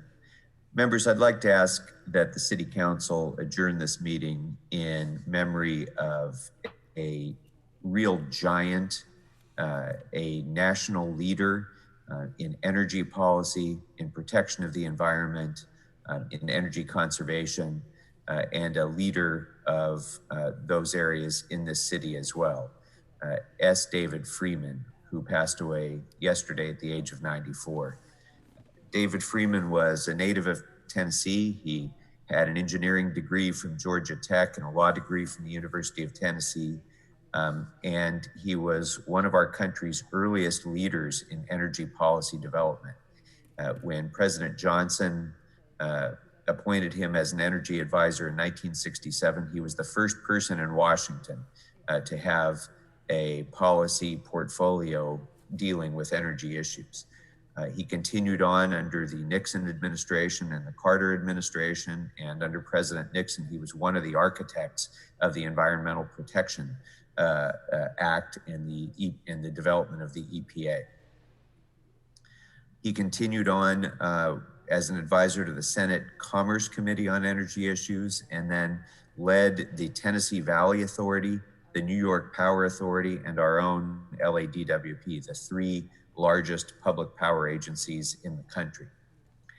In this city, in addition to serving as general manager of DWP from 97 to 2001, he was the president of the Harbor Commission, where he led the push for a cleaner port and helped to develop the most aggressive clean port policy in the country at the time. He also served as Mayor Villaraigosa's deputy mayor for energy and the environment. He was irascible. He was indomitable. He was a guy who did not suffer fools lightly, and he spoke plainly about the issues that he knew so much about. I can remember when I was a member of the State Assembly and authoring the legislation that would move California to a 33% renewable portfolio standard. David Freeman as GM of DWP and David Nahai as the president of the board came to lobby me on that bill. And David Nahai, in his typically graceful, elegant way, was trying to school me and my staff on some nuances of the bill dealing with renewable energy credits or something, and how that bill would affect DWP. And David Freeman interrupted him in the middle of his presentation and actually started arguing with David Nahai in the middle of my office. So I had the two representatives of DWP arguing over this point in my office while they were trying to lobby me on the point. And it was a classic David Freeman moment that I will never forget. He's somebody who left a great legacy to this country in energy conservation, renewable energy, and in so many other areas of the environment. And he will be missed, but he will long be remembered for what he left behind. He's survived by his 3 children, 9 grandchildren, and a great-grandson. May S. David Freeman rest in peace. Thank you, Mr. Gokora. I'm going to ask that all members be included in this adjourning motion. I had no idea he passed away. I was just asking about him the other day, too. Thank you for that. Mr. Koretz? Yes, thank you, Madam Chair. If I could add to that he was decades ahead of his time, and he fought for policies that are now looked at as essential to our efforts to deal with climate change many years before most of us had even heard of climate change. And he also was active and on the cutting edge until the very end. He joined the Southern California Alliance for Clean Energy just a couple of weeks ago, and he published an article on energy storage that appeared in the Cal Matters web publication on the actual day that he died. So may he rest in peace and green power. Thank you, Mr. Koretz. And I would also like to add an additional adjournment as well, if I might. Sure, go right ahead. Colleagues, I'd like to adjourn in the memory of Charlotte Afriot, the mother of Steve Afriot, who is a friend to many of us, a lobbyist, and the chief of staff to retired council member Zev Yaroslavsky. Charlotte passed away at the age of 95 after a full life. She was a loving mother and grandmother and a fierce advocate for her children and grandchildren. She was born and raised in Chicago by her parents, Morris and Sarah Ginsburg. And she was a musical prodigy, playing the piano at a recital at age 5. She had a lifelong love of music, the arts, and literature, and was always sharing that with her children and grandchildren. Her calling was service, and after graduating with a degree in social work from Roosevelt College, she went to work as a social worker for Cook County. She did that alone as a young woman in many depressed neighborhoods in Chicago, with great empathy for her clients. It was during that time she met her husband, James Afriot. They met on a blind date, which she almost didn't go on because he arrived late and she didn't like the show he was taking her to. But nonetheless, they did go out. He proposed to her on that night. She turned him down. He kept asking, and eventually they were married. And that love affair lasted for over 40 years. They honeymooned driving across the United States, landed in Los Angeles, fell in love with the city, and shortly thereafter moved to an apartment in Echo Park. Over time, she had 3 children and often fended for herself since her husband, James, was a traveling salesman. As she got older, she rejoined the workforce, and true to her desire for service, she became an elementary school teacher and years later a principal. After she retired from education, she went to work full-time as senior coordinator for the West Valley Jewish Community Center and worked there well into her 80s, sometimes commenting on how old the seniors were there, although many were much younger than her. After the center closed, not to be idle, she started working 1 day a week in her son's office, enrolled in 2 classes at Pierce College, which she did well into her 90s. She was a Renaissance woman who loved to travel and saw much of the world, enjoyed movies, books, theater, opera, symphony, and the evenings at the Hollywood Bowl with her grandchildren. She overcame adversity when she was faced with it, and even in the last 3 years of her life, which were difficult, she never complained and did her best to enjoy time with her family, friends, and loving caregivers. She was predeceased by her husband, Jim, and her brother, Harmon. She is survived by her children, Bonnie, Steve, and Sari, their spouses, Bert, Curtis, and Debbie, and her grandchildren, Mikey, Lisa, and Chance. Charlotte was a special person and will be missed by all who knew and loved her. May she rest in peace. Any other adjourning motions, members? Could I join on that motion, Councilmember Correct? I mean the adjournment. Of course. Yeah, I'd like to as well. Thank you. Please add Mr. Rue and Mr. Blumenfield. Any other adjourning motions, members? Okay, seeing none, our meeting is adjourned. Thank you.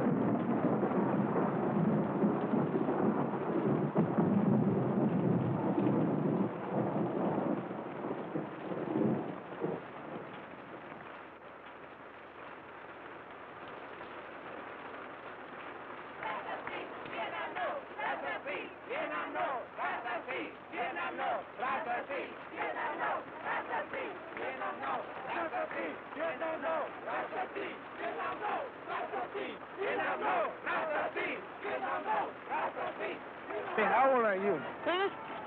Tengo 50 y tantos. ¿Qué piensa usted de la guerra de Vietnam? No me gusta, joven, por eso ando aquí.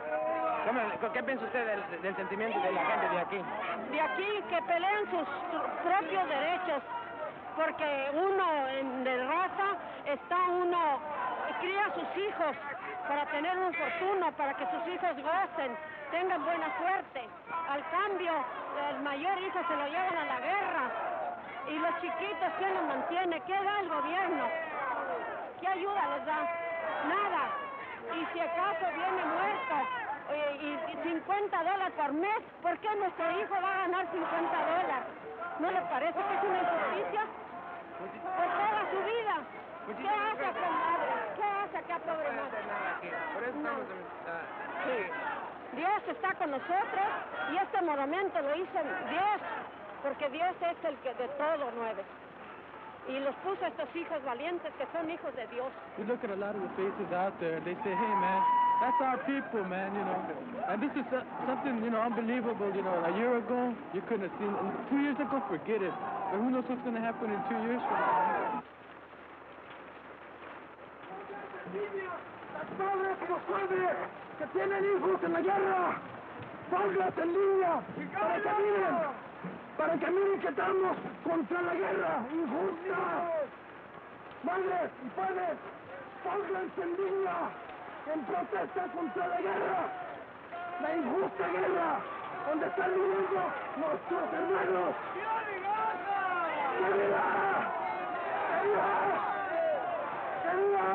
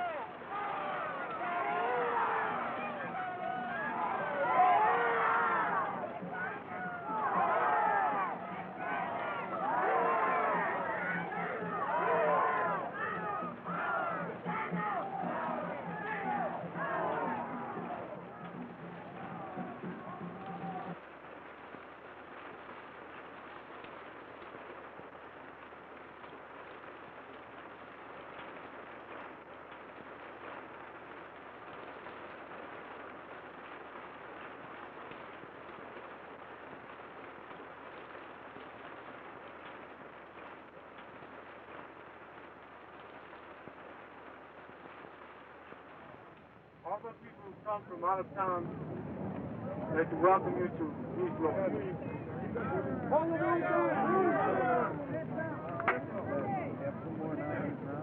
I'd just like to say that we are here primarily in protest against them and in protest against the white war against our Chicano brothers.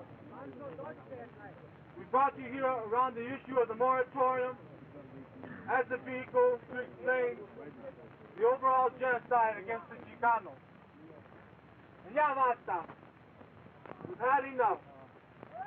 We'll take no more of this punk, this sissy. This punk that has to stand behind helicopters, machine guns, tanks. It can be dealt with. It will be dealt with. I think a lot of people have come to the realization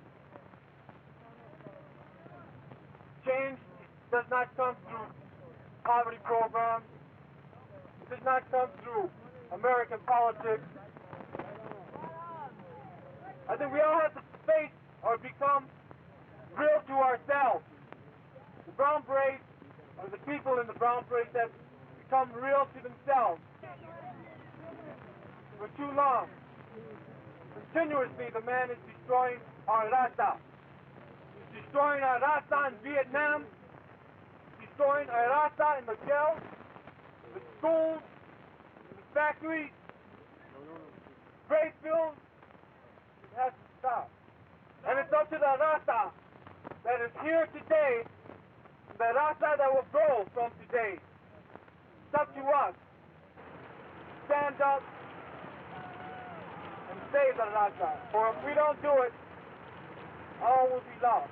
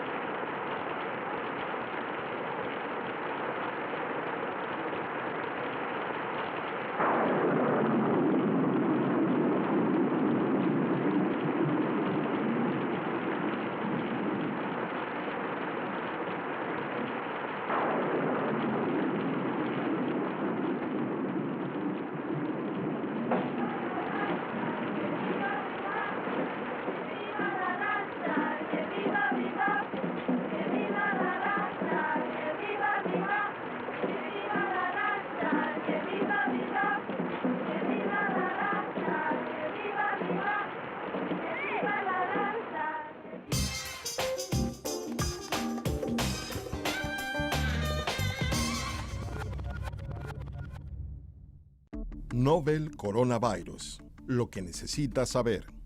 Salud Pública está evaluando la situación cuidadosamente a medida que progresa.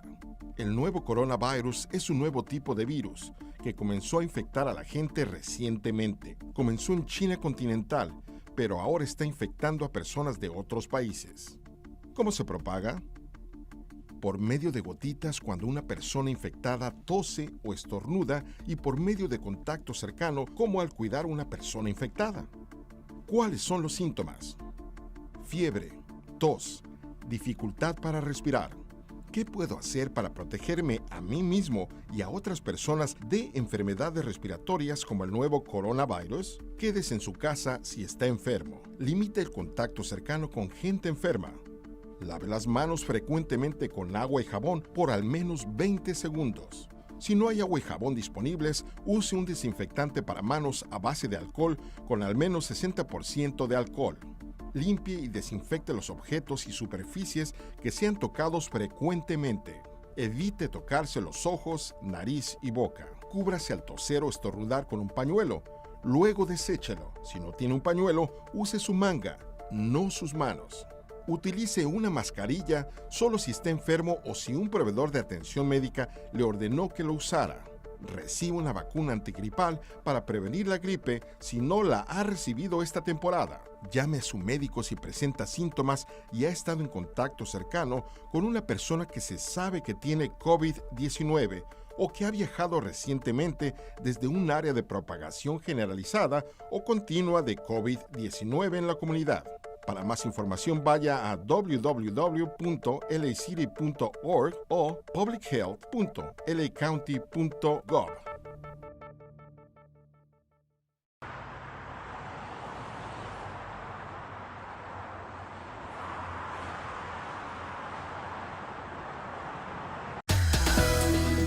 Coming up on LA This Week. We are again encouraging folks to work closely with their landlords. Let the landlords know what's going on, what their issues are, what their concerns are. Today we're feeding seniors. So currently we're doing 8,000 meals a week, and logistically it's a challenge, but we make do. I have some chapstick.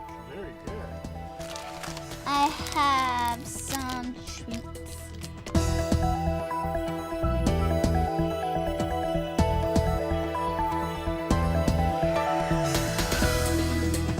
Hello, everyone. I'm Maria Hall Brown. Here's what's happening in LA this week. Channel 35 and the City of LA are here to keep you up to date on the latest developments on coronavirus.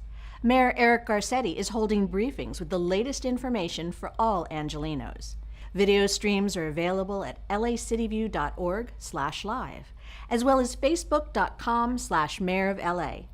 On the internet, the best resources are publichealth.lacounty.gov. and coronavirus.lacity.org. Stay informed. Sign up for Notify LA to receive emergency alerts. Simply text your zip code to 888-777 to sign up. Find out more at emergency.lacity.org.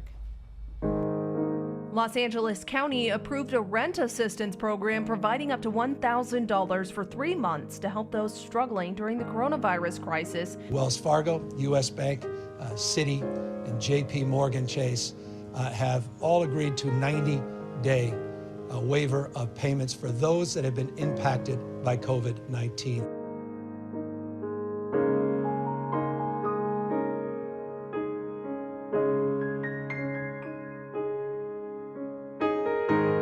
It's kind of hard for me.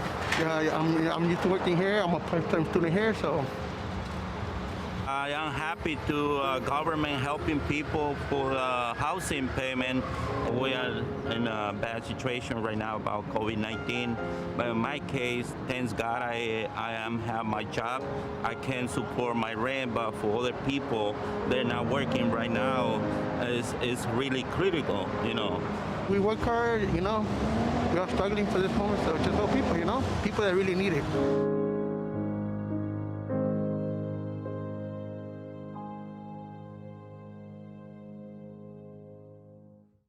For many of us here in Los Angeles, life during the COVID-19 outbreak has settled into an uneasy calm. But there is also a looming anxiety about what life will look like on the other side of this pandemic. There are so many questions that no one has answers to right now. I was able to sit down with Councilmember Curran Price of Council District 9 as he provided answers to some of the most frequently asked questions about evictions and renters' rights. Take a look. The eviction moratorium was a welcome relief to a lot of people, but what exactly are renters' rights and what are eviction protections during this COVID-19 crisis? Well, there are a lot of questions, but we have people here that have a lot of answers. I'm delighted to welcome to the studio Curran Price, council member for 9th District here in the city of Los Angeles, and Rushmore Cervantes from the LA Housing and Community Development. Let's get right to it. So, Councilman Price, how is the city of Los Angeles stepping up to bring relief to tenants? So we know that in LA, for example, about 60% of the citizens rent. 60% are renters. In CD9 and other parts of LA, South LA, that number's probably 80%. So going into this crisis, I think the council was very sensitive to making sure that we have programs and policies in place that help preserve housing. You know, the mayor says we should be staying at home, and we want to make sure that folks have a home to stay in. Right. So the council has done a couple of things. One, there was a moratorium on evictions, which was very significant. We don't want people being kicked out during this time of uncertainty. People are getting laid off, uncertain about their medical condition.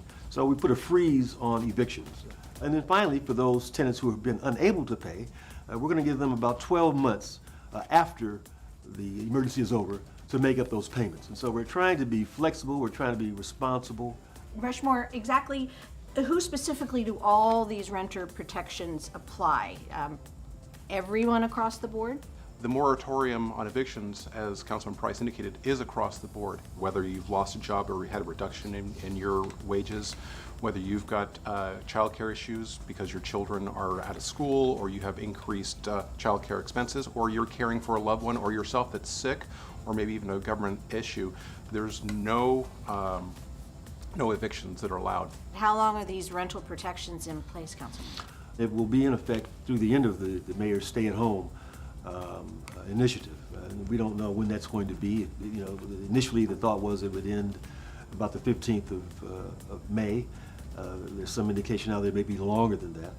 And the landlord cannot demand proof of documentation as to why. Oh, interesting. That's correct. And furthermore, the property owner cannot demand that the tenant enter into a repayment agreement. That's not required under the local or the state orders right now.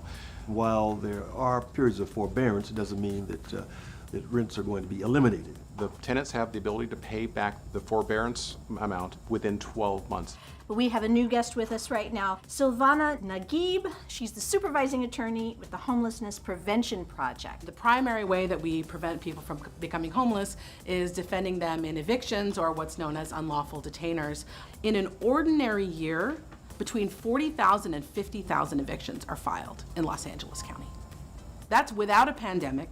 That's without, the greatest economic recession of my lifetime. And so this is already a serious issue for Angelenos, especially, poor and working people in Los Angeles where their housing is insecure because they are so rent burdened. There's a huge proportion of people in Los Angeles that pay over 50% of their income to rent. Silvana, it's so nice to know that there are people like you who are advocating for those who don't necessarily have the wherewithal to be able to advocate for themselves. If there are questions, if there are concerns, if there's something that is not clear, ask. Now is the time. Charitable organizations, big and small, have put forth efforts to support and protect essential workers during the current pandemic. One such organization is BAPS Charities. Their volunteers have been working overtime to bring help to the city's helpers. In this time of crisis, people may not fully understand the sacrifices that are being made. The state of California approached Dignity Health and Kaiser Permanente to open a hospital to meet the capacity demands in Los Angeles County of coronavirus patients. It's been 2 weeks now that the hospital is open, and our intensive care unit is over 70% full. This hospital is relieving COVID patients from 11 hospitals throughout LA, and they're bringing all of them here so that there is less of a load on those hospitals. And so the workers here, the staff here, like many of the hospitals throughout the city, are also putting themselves at a much higher risk. We're donating 5,000 pieces of PPE, from surgical masks to gloves, and also 650 hot meals for the medical professionals and staff here at St. Vincent. We've been very fortunate to have community groups come forward and want to donate both warm, hot meals as well as personal protective equipment. The idea that an exhausted staff can have a hot, healthy meal, because many have come from all across the country, so they live in hotels, and the availability of those meals we're extremely grateful for the generosity and for people thinking about us during this pandemic. We're right behind the frontline workers that are there, that are helping protect the rest of us and helping serve the community by looking after those that are impacted by the COVID-19 pandemic. Just the spirit of giving and coming together with people, I hope will encourage other people to do the same.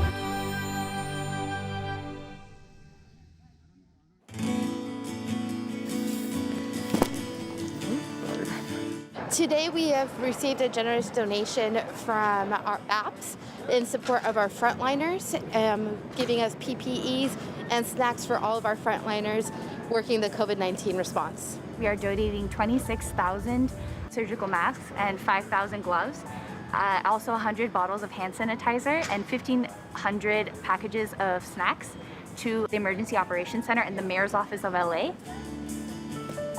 BP's Charities is the charitable arm of a social spiritual organization. We have many community-based events such as health initiatives, environmental initiatives, education initiatives, and so we're really there for the community in all aspects. The assistance we're getting from the private sector is very moving, is very helpful.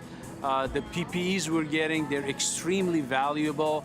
So we have N95 masks, people order clothing, they order food, they order all kinds of things, honestly, and there's a place for each one of these items.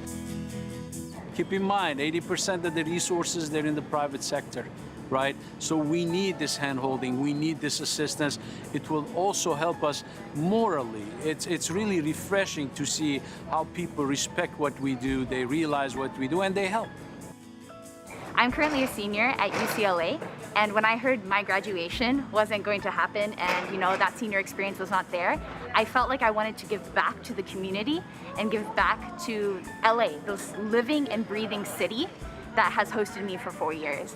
So these items really makes them want to continue to move on. It brings them joy, and it's that benefit that they never expected, but they say thank you.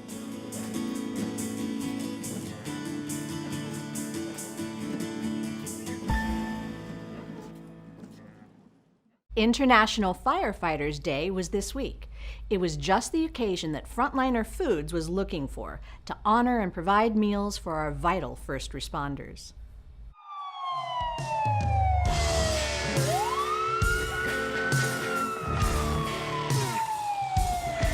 Today, the Los Angeles Fire Department would like to say they're very appreciative and grateful for the kind and generous donation from the Frontline Foods people for donating lunches today for 56 fire stations to the Los Angeles City Fire Department today. Our mission was to help restaurants and help the hospitality business, and we figured out by doing that we could raise money and feed the frontline workers, and the frontline workers being doctors and nurses and janitors and teachers and firefighters and police officers and whoever's helping us in this national and global pandemic. Feels very, very great, feels good to have the community to back you and, give you support just in these difficult times right now. Supporting other restaurants in the Los Angeles area and helping them stay afloat by helping them do what they do best, is preparing meals and preparing food for us. So again, thank you very much for Frontline Foods and everything they're doing for us, and thank you.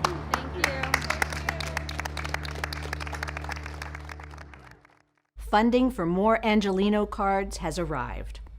LADWP will plant a tree with your donation. And there's more training for teaching online. All this up next on City Beat. Snapchat co-founder Bobby Murphy and his wife have donated a generous $5 million to the Mayor's Fund for Los Angeles. The money will fund an additional 20,000 Angelino cards, the LA City debit cards used for assistance by families with low incomes. This will increase the number of cards for people affected financially by the pandemic to 60,000. Depending on household size, The cards are given in increments of $700, $1,100, or $1,500. City Plants, in partnership with the LADWP, is offering limited free fruit and shade trees through virtual adoptions. Given out on a first-come, first-served basis, the trees are a great way to grow a healthy future for you and the community while adhering to the Safer at Home orders. Visit cityplants.org and learn how you can be part of making LA more environmentally friendly. LAUSD has announced the launch of an expanded effort to help educators become experts in online instructor training. With students learning from home, teachers are looking for the training that will help them become more proficient at engaging students and their families with online learning. Nearly all teachers are taking these steps. Unite Here Local 11 and USC Hospitality are ramping up free meals for LA seniors.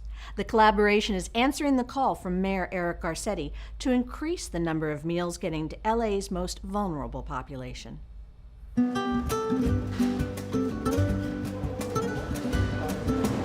Last week, Mayor Garcetti announced his partnership with the Hospitality Training Academy and Unite Here Local 11 to start this program called Serving Our Community. So today we're feeding seniors in a partnership with the city. Really excited that we got to launch and kick things off here with our partners at USC today. We're producing 5 different meals for 2 separate deliveries, so the seniors are getting 10 meals a week.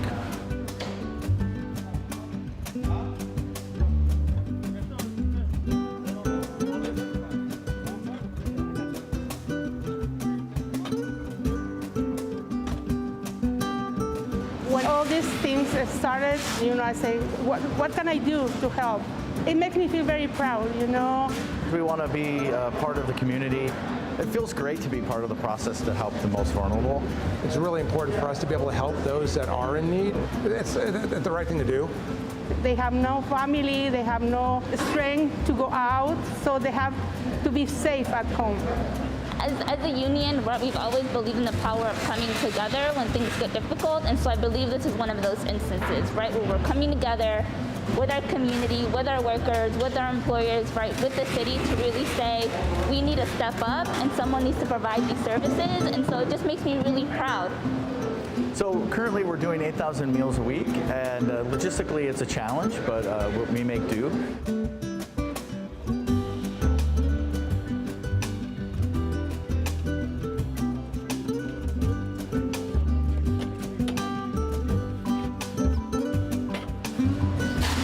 Hope that other cities and other counties look at LA and make it a model to follow.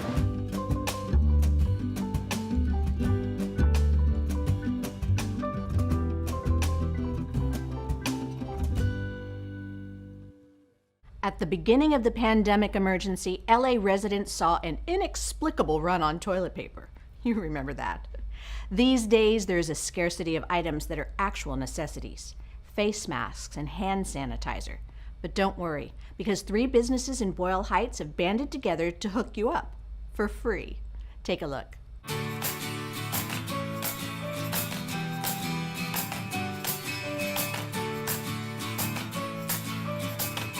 Today we're giving back to the community that supported us for over 122 years by giving out 10,000 masks to the general public to help promote safety and health.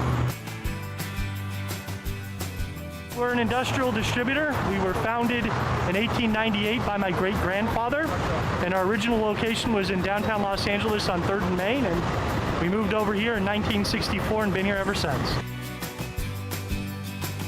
We're doing it in partnership with Imprex Fabric, a local company that makes fabric face masks, and Suka Hill Distillery, which makes some of the hand sanitizer that we distribute to our customers.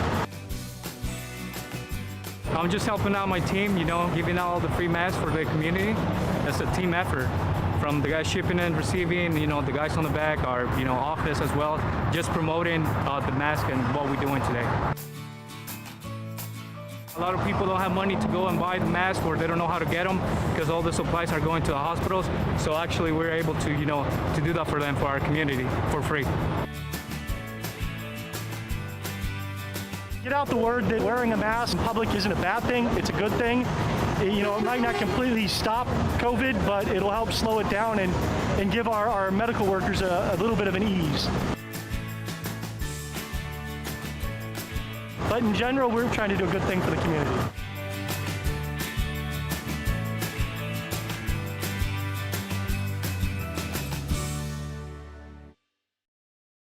Volunteers at the West Valley YMCA did their best to restore some semblance of normality for their members. They celebrated the 30th annual Healthy Kids Day with a goodie bag drive-through.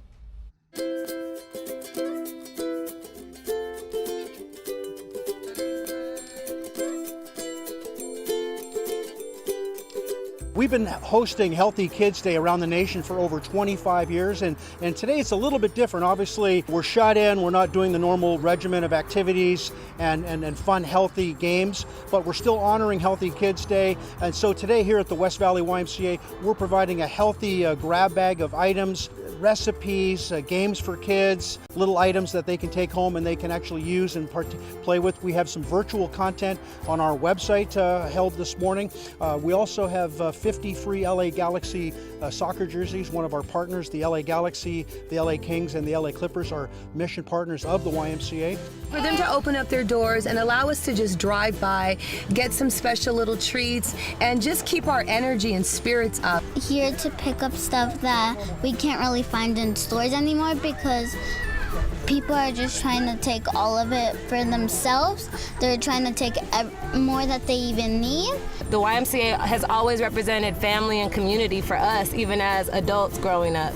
6 weeks ago, we had to close the doors of the YMCA. That's just not something that happened, that's ever happened. Certainly in 30 plus years of my career, I never could have imagined this time frame and this day, but you know, we've pivoted, we've looked at different services to help the community. The YMCA stays committed and is strong to our mission. Although we're not open, we will be open one day soon, and we'll go back to doing all the fantastic things we've been known for doing in our community across this nation, but we can't wait to see everybody again. Thank you, YMCA. And we love you. We love you. Businesses of all types have adapted their equipment and materials and found ways to repurpose them in service of combating COVID-19. From food deliveries to online teaching to manufacturing much-needed personal protective gear. But for places like the North Hollywood Interfaith Food Pantry, the first order of business has always been providing a few extra groceries for anyone in need.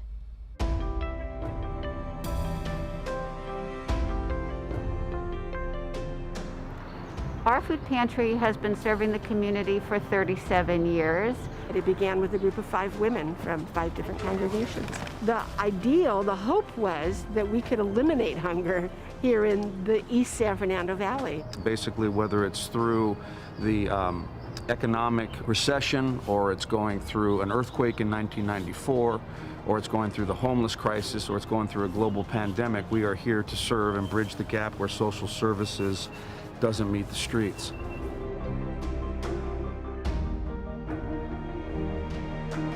We continue to serve during COVID. I set up the operation like a drive-through. We didn't have drive-through before. The clients are able to get their food without interacting with the volunteers. Simply you pop the trunk and we'll come around or put it in the back seat. All of our employees are washing hands, wearing masks, wearing gloves. I have a son and a family just like the people that might be in fear of coming here. So my safety is important to me as their safety is to them. We're serving the community twice a week, Mondays and Fridays. Half of the food that comes out of this place basically comes from the neighborhoods and the model that we set up. But what's different about the pandemic and why it's more difficult is because the supply is gone now. It was a symbiotic relationship between the neighborhood and the general business locally, but all of that is flattened. You can donate via our website, nhifp.org. We're here, we've been here for 37 years, we've never turned anybody away. Thank you to our awesome new group of volunteers that are enabling us to be the little pantry that can. Please volunteer. It's a gift that these people are giving us, our clients. We are not giving to them, they are giving to us. They're sharing their lives with us. Well, it's that time of year where LA City plans its budget for fiscal 2021, but there is no such thing as business as usual these days, fortunately. I'm joined by Councilman Paul Corian, who is the chair of the Finance and Budget Committee, and he can walk us through how things are going to work this year. In a city of our size, obviously the budget is an exceptionally complex beast. The biggest revenue sources that the city has are property tax, sales tax, our business tax, and the temporary occupancy tax that comes from hotel stays. Well, what a difference a year makes. Last year, the city basically celebrated eliminating any kind of structural deficits. It was in a really good, solid fiscal position, great reserve fund, and this is a different realm right now. So what are some of the key changes? In this unprecedented environment that the country, the world is in because of COVID-19, there's tremendous unpredictability about this budget. I've been budget chair now for 8 years, and even when we were still in the Great Recession, there has never been a time like this where our revenues are so unpredictable, our expenses are so unpredictable, what support we may get or not get from the federal government in terms of stimulus and other things, completely unpredictable. And we usually have a very precise method of predicting revenues based on historical experience. Sure. We can just shred all that historical experience and throw it out the window right now because we're in uncharted territories. So the mayor's budget proposal is appropriately extremely conservative. He's projecting revenue growth of less than 2%, whereas in recent years we've been projecting over 5% annual growth. And that makes a great deal of difference in our budget because, as I mentioned, most of our revenue sources are economically sensitive. Sure. When there's economic growth, we get a lot more sales tax. Property tax goes up. The businesses have more gross receipts. There's more gross receipts tax. People are traveling, so we get our hotel tax. People are building things, so they're paying permit fees.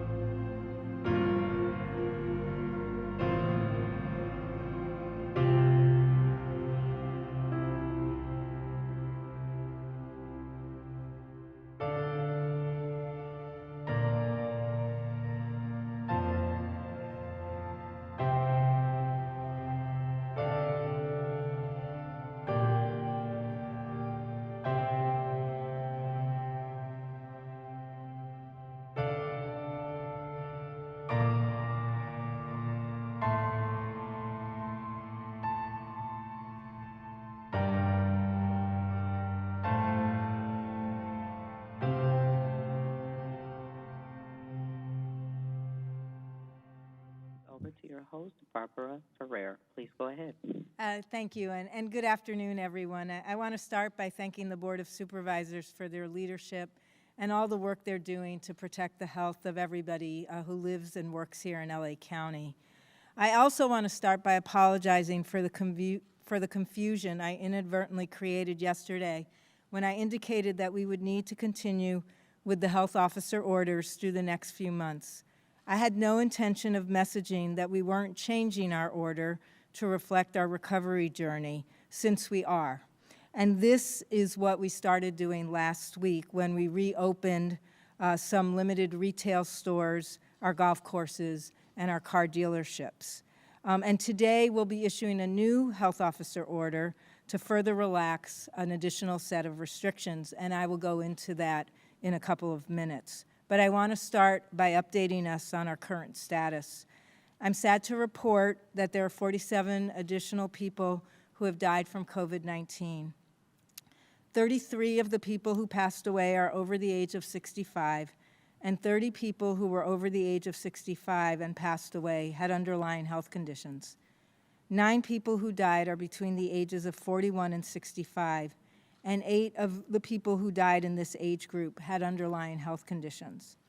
1 person who died was between the ages of 18 and 40, and this person also had underlying health conditions.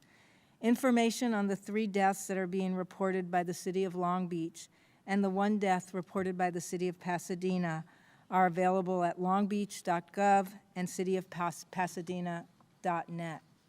This brings our total number of deaths to 1,659 people passed away from COVID-19 in LA County. And I want to note that in 1 month, we've experienced 1,300 additional deaths. On April 13th, we reported 363 people had passed away. And as I noted, today we're reporting close to 1,700 people have passed away. As you can imagine, with this significant number, there are so many people across our community who are experiencing the sorrow of losing a loved one to COVID-19. And we want to extend our heartfelt wishes for peace and for healing during this time of grief. 92% of all the people who have died from COVID-19 did have underlying health conditions. And as we start our journey of recovery, and there are so many more people that will be out of their homes getting back to work, I want to emphasize that if you have an underlying health condition, chronic lung disease, asthma, serious heart condition, HIV, or another condition that affects your immune system, it is really important that you continue to do your best to stay home as much as possible, to avoid coming into close contact with others who are not in your household. And if you begin to have symptoms, that you contact your provider immediately.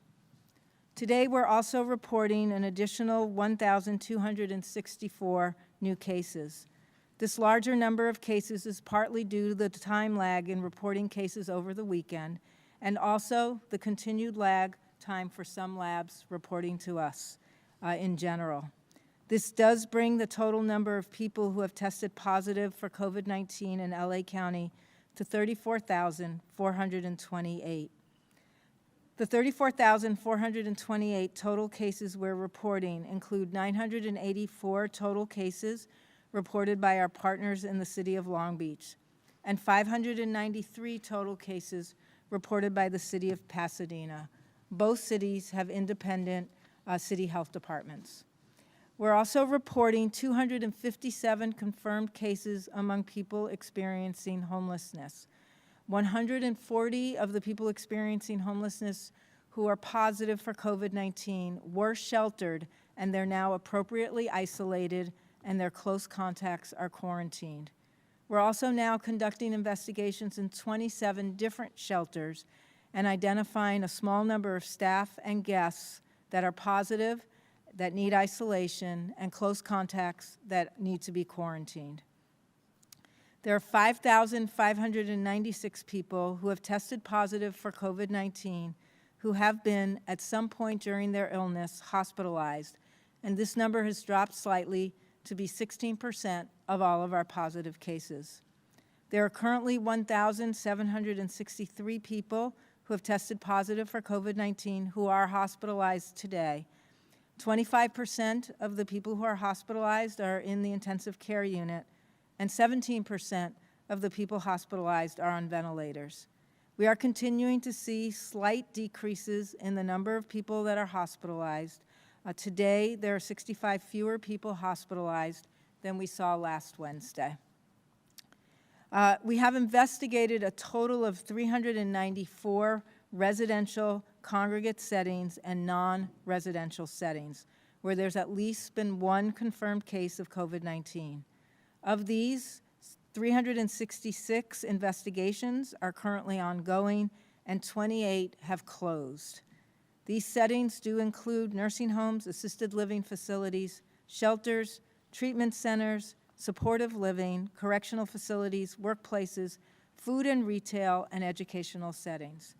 The total number of confirmed cases in institutional settings has risen now to 8,548, and this includes 5,520 people who are residents and 3,028 people who are staff. I am sad to report that 835 people who were living in institutional settings have died from COVID-19, and this does represent 50% of all of the deaths in LA County. The vast majority of the people who passed away did reside in our skilled nursing facilities, and I do want to extend condolences to all of their family members and loved ones. We are working hard to make sure that we can figure out ways to make sure that our skilled nursing facilities are safer for the residents and the employees who are there. We're also reporting 457 confirmed cases at some point in time in our jail facilities. 351 were among people who are incarcerated, and 106 are among staff. The Sheriff's Office is reporting for their facilities today that 221 people are incarcerated that have tested positive for COVID-19. 130 people who are incarcerated have recovered. 334 inmates are in isolation, and 4,736 people who are incarcerated are quarantined. There are 157 cases in the state prison. 114 are among people who are incarcerated, and 43 among staff. And of the 673 cases in the federal prison facilities, there are 660 among people who are incarcerated and 13 among staff. And as I've been reporting for the last week, the vast majority are at Terminal Island. There are now 16 cases in our juvenile facilities. 4 are among youth and 12 are among staff. We do post this information by facility daily, as well as information on our cases, as well as a dashboard on our website, which is publichealth.lacounty.gov. The LA County Sheriff Department is reporting 120 positive cases among staff, 331 staff that are quarantined, and 982 staff that have returned to work. And the LA County Fire Department is reporting that 152 staff members have been tested for COVID-19. 20 staff tested positive, 14 are isolated at home, 17 have returned to work, and 3 are at home sick. And thanks again to Sheriff Villanueva and Chief Osby for providing us this information every day. Over 200,063 COVID-19 test results for individuals have been reported to the LA County Department of Public Health, and 11% of people who were tested were positive. I do want to mention that there were some test results reported over the weekend that we dropped because we found out that they were actually serology test results. And as I have mentioned, molecular testing, which is also known as PCR tests, are the tests that currently determine if someone is currently infected with COVID-19.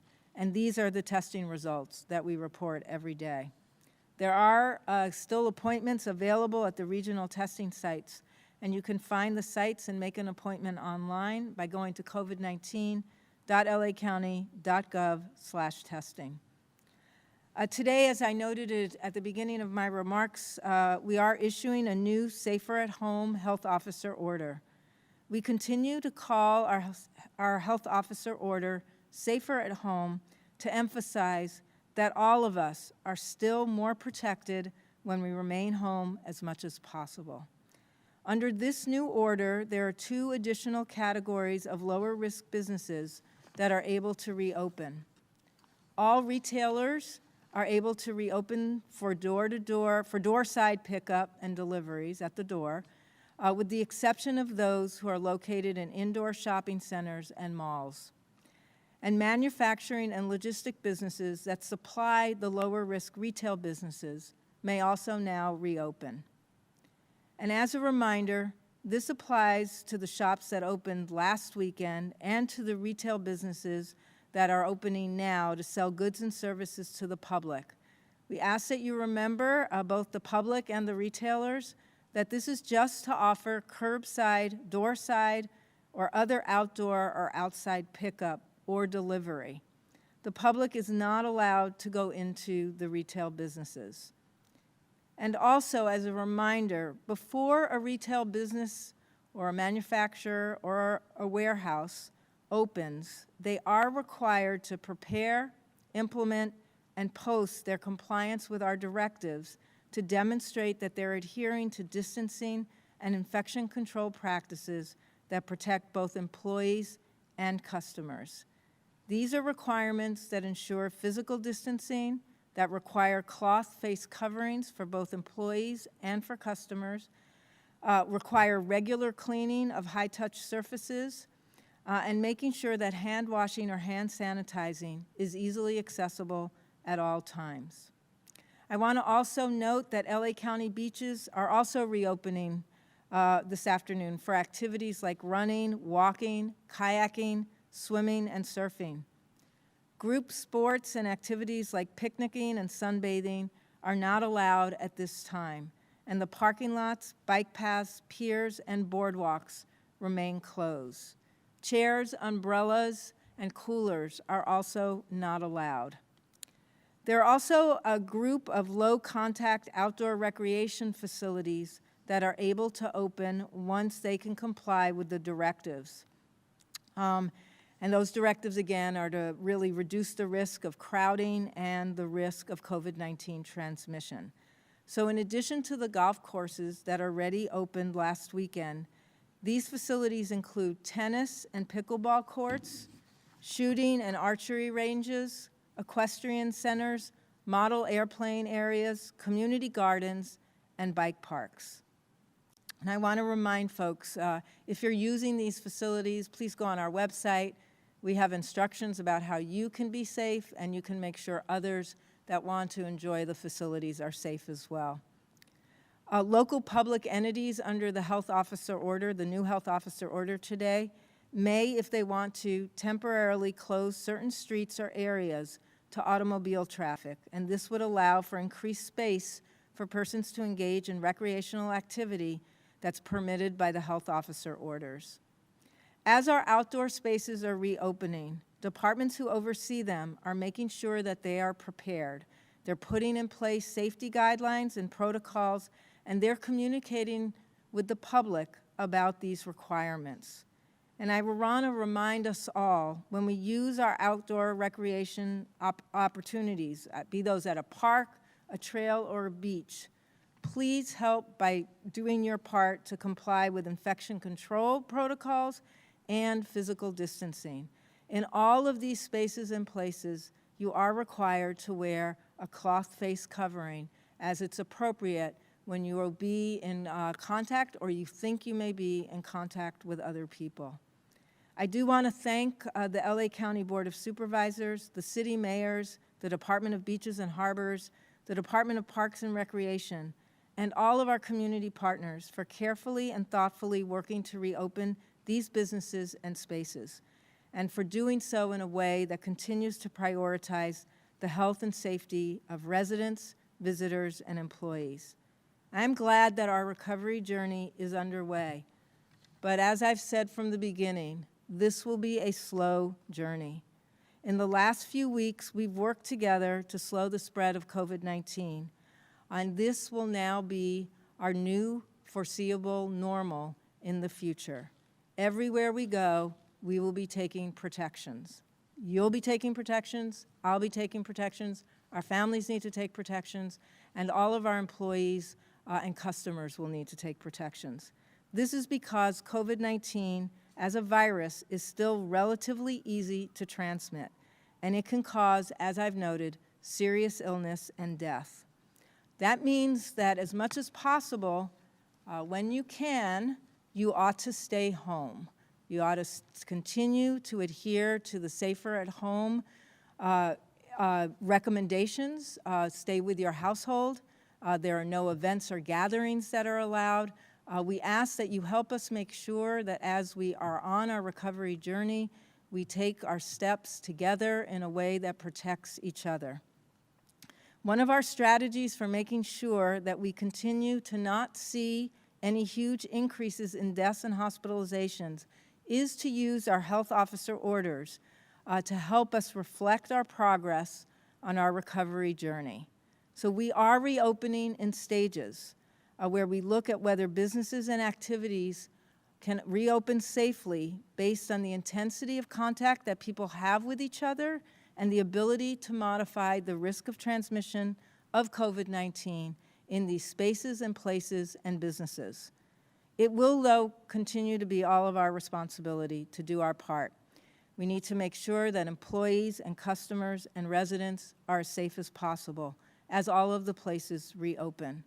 We've shown ourselves and each other that this is something we can do.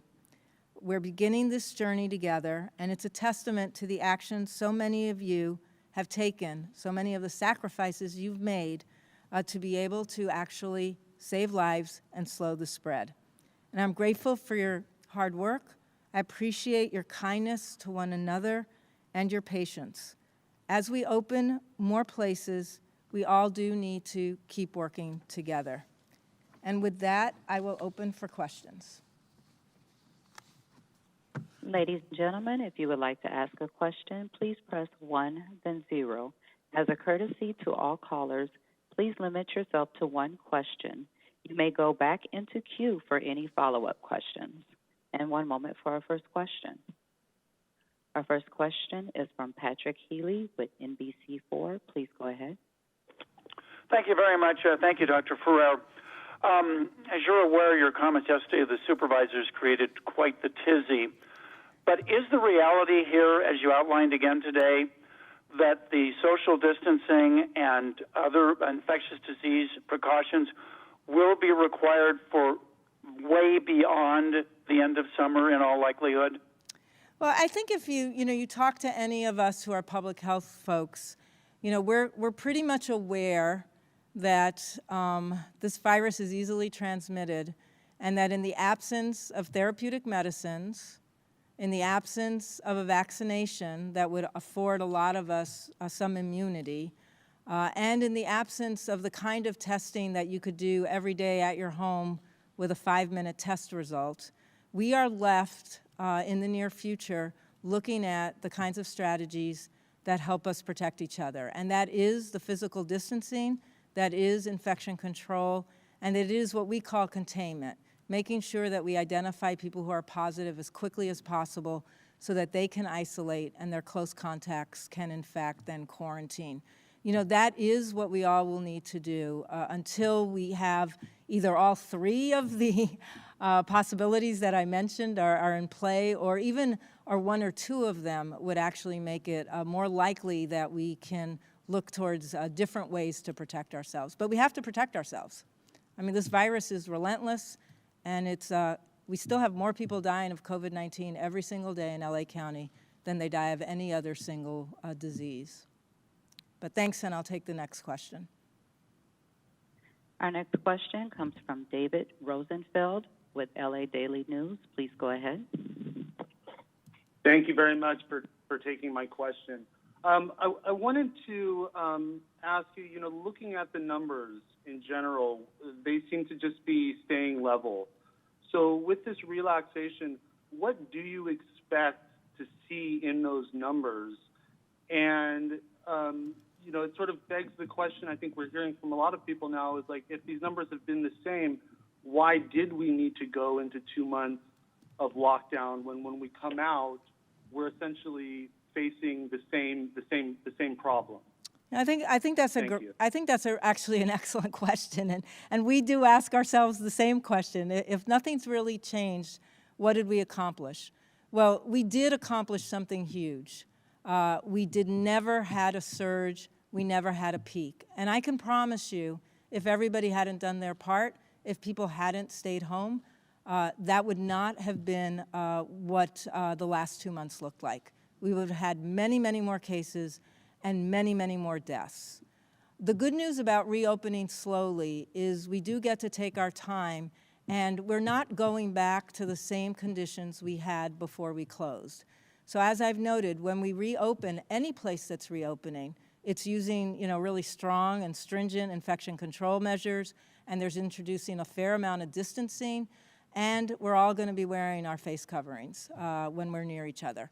And that, again, is our hope for being able to reopen slowly, and again, not see the surge in either cases or deaths that would result in overwhelming our healthcare systems and causing many more families a lot of grieving. But thank you for that question. I'll take the next question.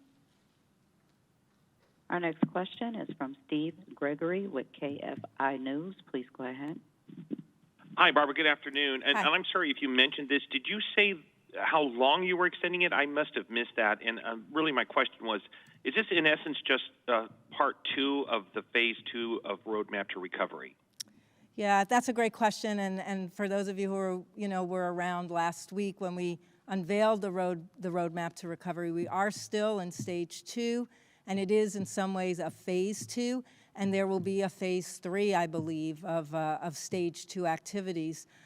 So it's a great question. Last week we opened in a few places. Today we're reopening in some more places.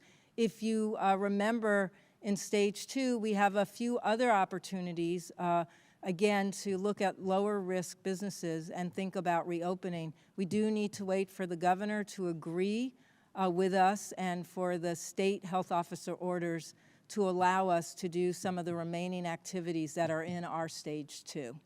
But thanks for your question. Next question. Our next question is from Deborah Bankin with Los Angeles Times. Please go ahead. Hi there. Thank you so much.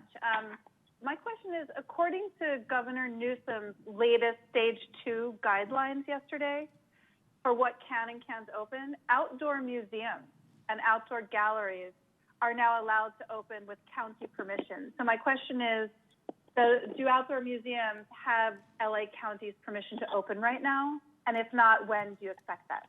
It's, again, a very good question. And I just want to go back because there was something I got asked that I didn't answer. So let me answer it so that it doesn't look like I just forgot and never came back to it.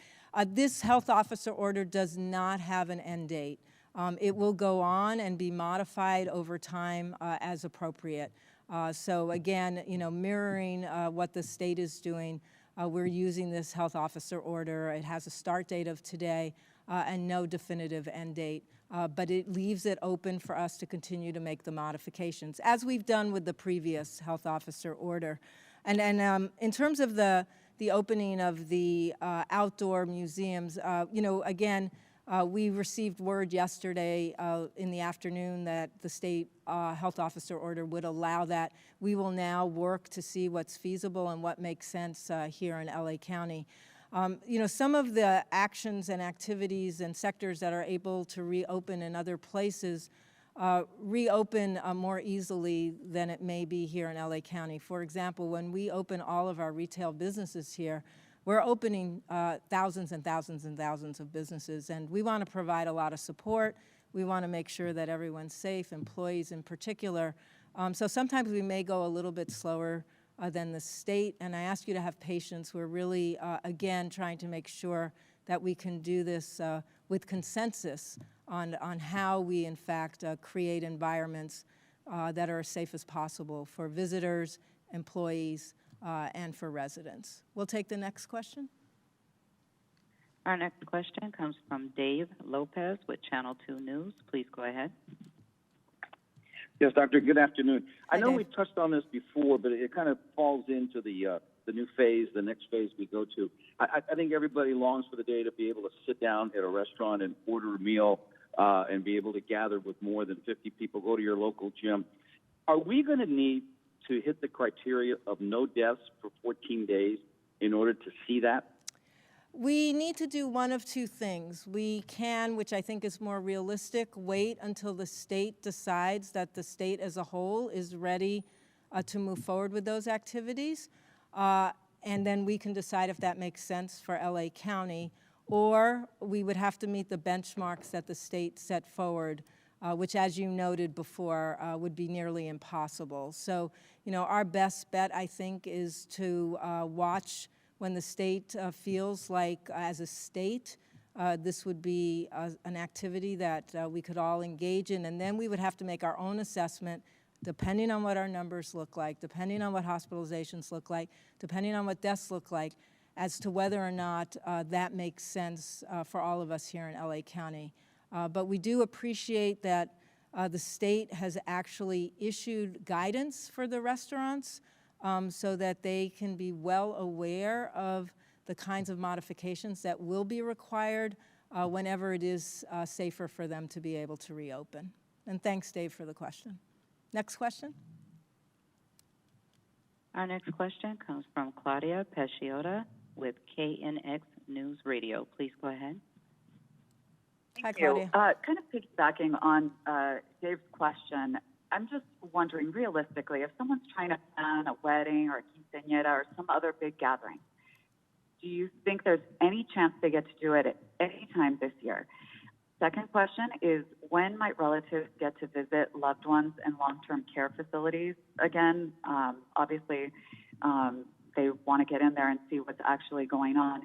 And also, how is the county handling accessibility issues?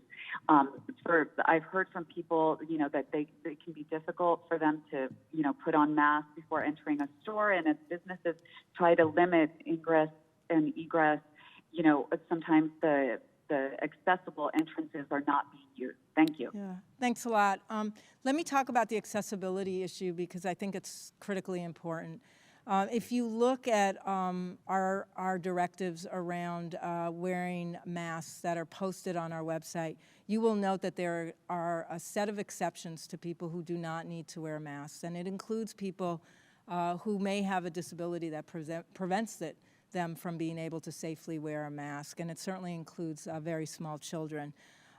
We need to do a better job on messaging around that so that there's no confusion when there are people who have an illness that makes it impossible for them to be in compliance with that directive and or have a disability that makes it unrealistic. And I do appreciate the question on making sure that as our retailers are thinking about being open for pickup and delivery, that we are all being way more mindful about how that works for people who may have limited abilities, physical abilities, in terms of being able to access some of our shops. So, I appreciate that you're bringing it up. We do have, again, some information on our website about really making sure during this challenging time that we are being very mindful about both the rights and our obligations to our brothers and sisters who have differing abilities. So thanks for that question. In terms of the visitors at long-term care, I do agree with you. This has gone on very long.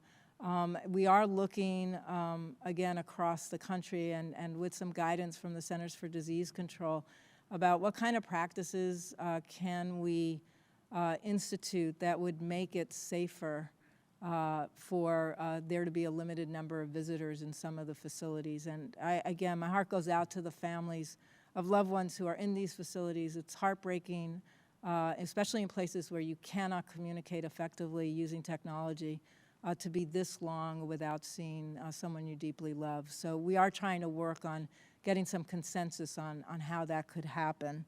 And then in terms of large events, I mean, both at the state level and here, there are no gatherings allowed at this point in time. Do I think that it's feasible for us to get to at least smaller gatherings, later in the year? Absolutely, but it really depends on all of us. We keep the numbers relatively low and stable, then we get to move through all of the different stages that we've outlined in the roadmap. But at this point, I would say it's certainly not happening right now. And I'll take the next question. Our next question is from Haley Winslow with Fox 11. Please go ahead. Hey, Dr. Frere, thank you so much for your time. I know you don't have a crystal ball, and it seems like common sense that reopening is going to be a slow process. But for added clarity, if we stay on this current progression, can you please shed any more light from your eyes on what the next few months may look like for us? Sure. I mean, we created a set of metrics or measures, information that we can gather and we can look at on a very regular basis that allows us to know if we're continuing to slow the spread. And that's really what we're trying to do still. We still need to slow the spread. That's the only way not to overwhelm our hospitals, and that's the only way, frankly, not to have a lot more deaths. And I know that that's a shared vision for all of us.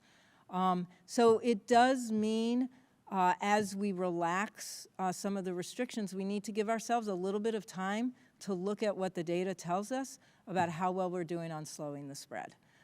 So definitely, we will have an active dashboard. You'll be able to watch the same data we're looking at. I'm hoping that'll be up before the end of the week.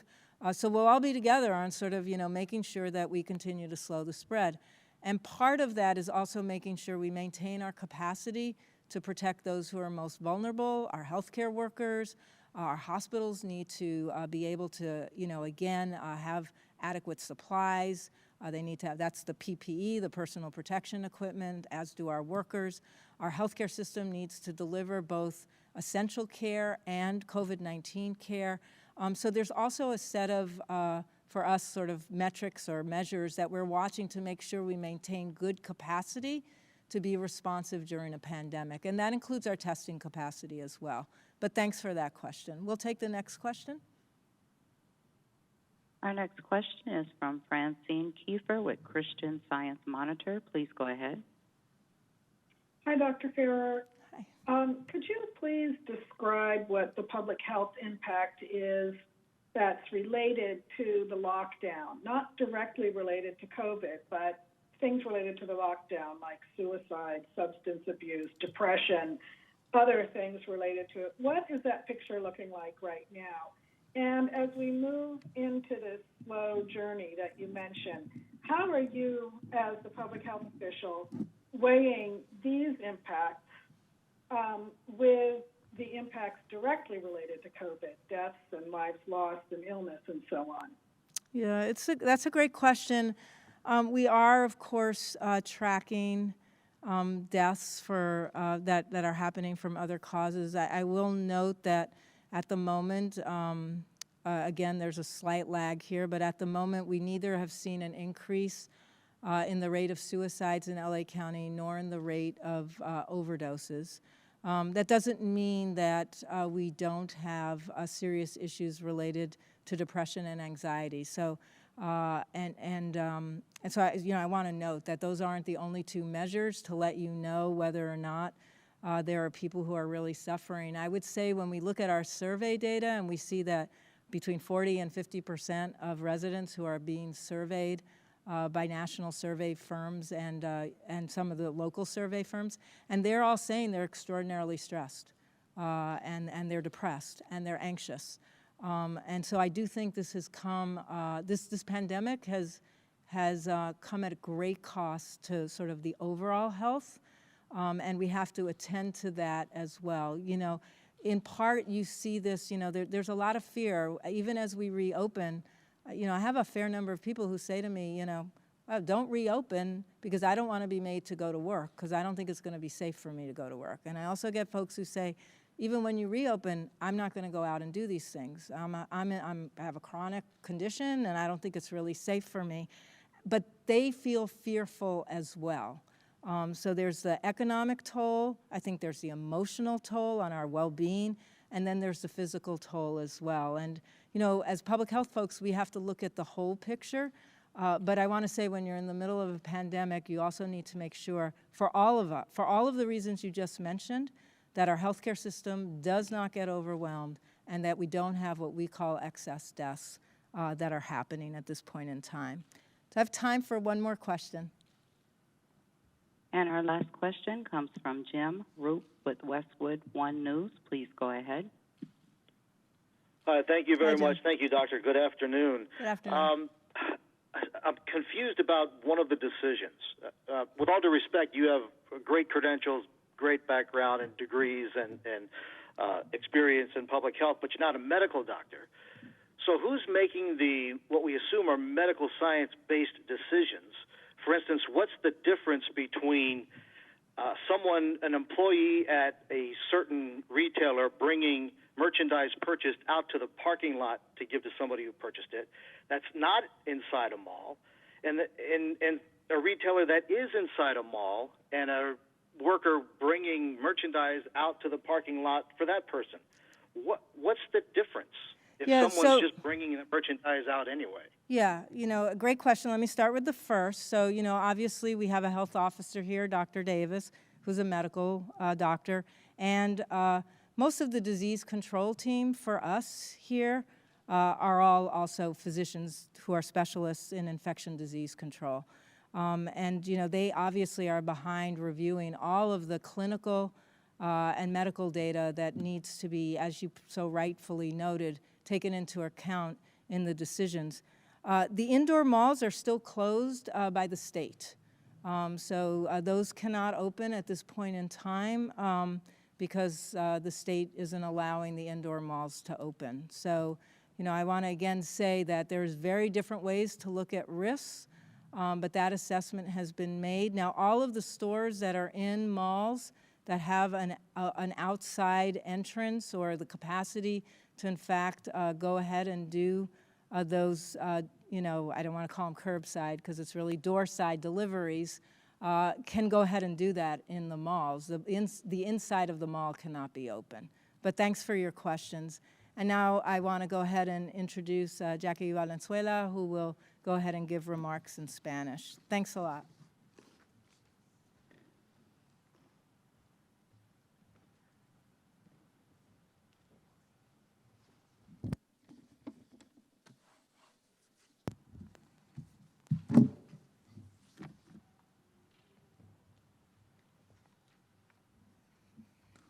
Buenas tardes.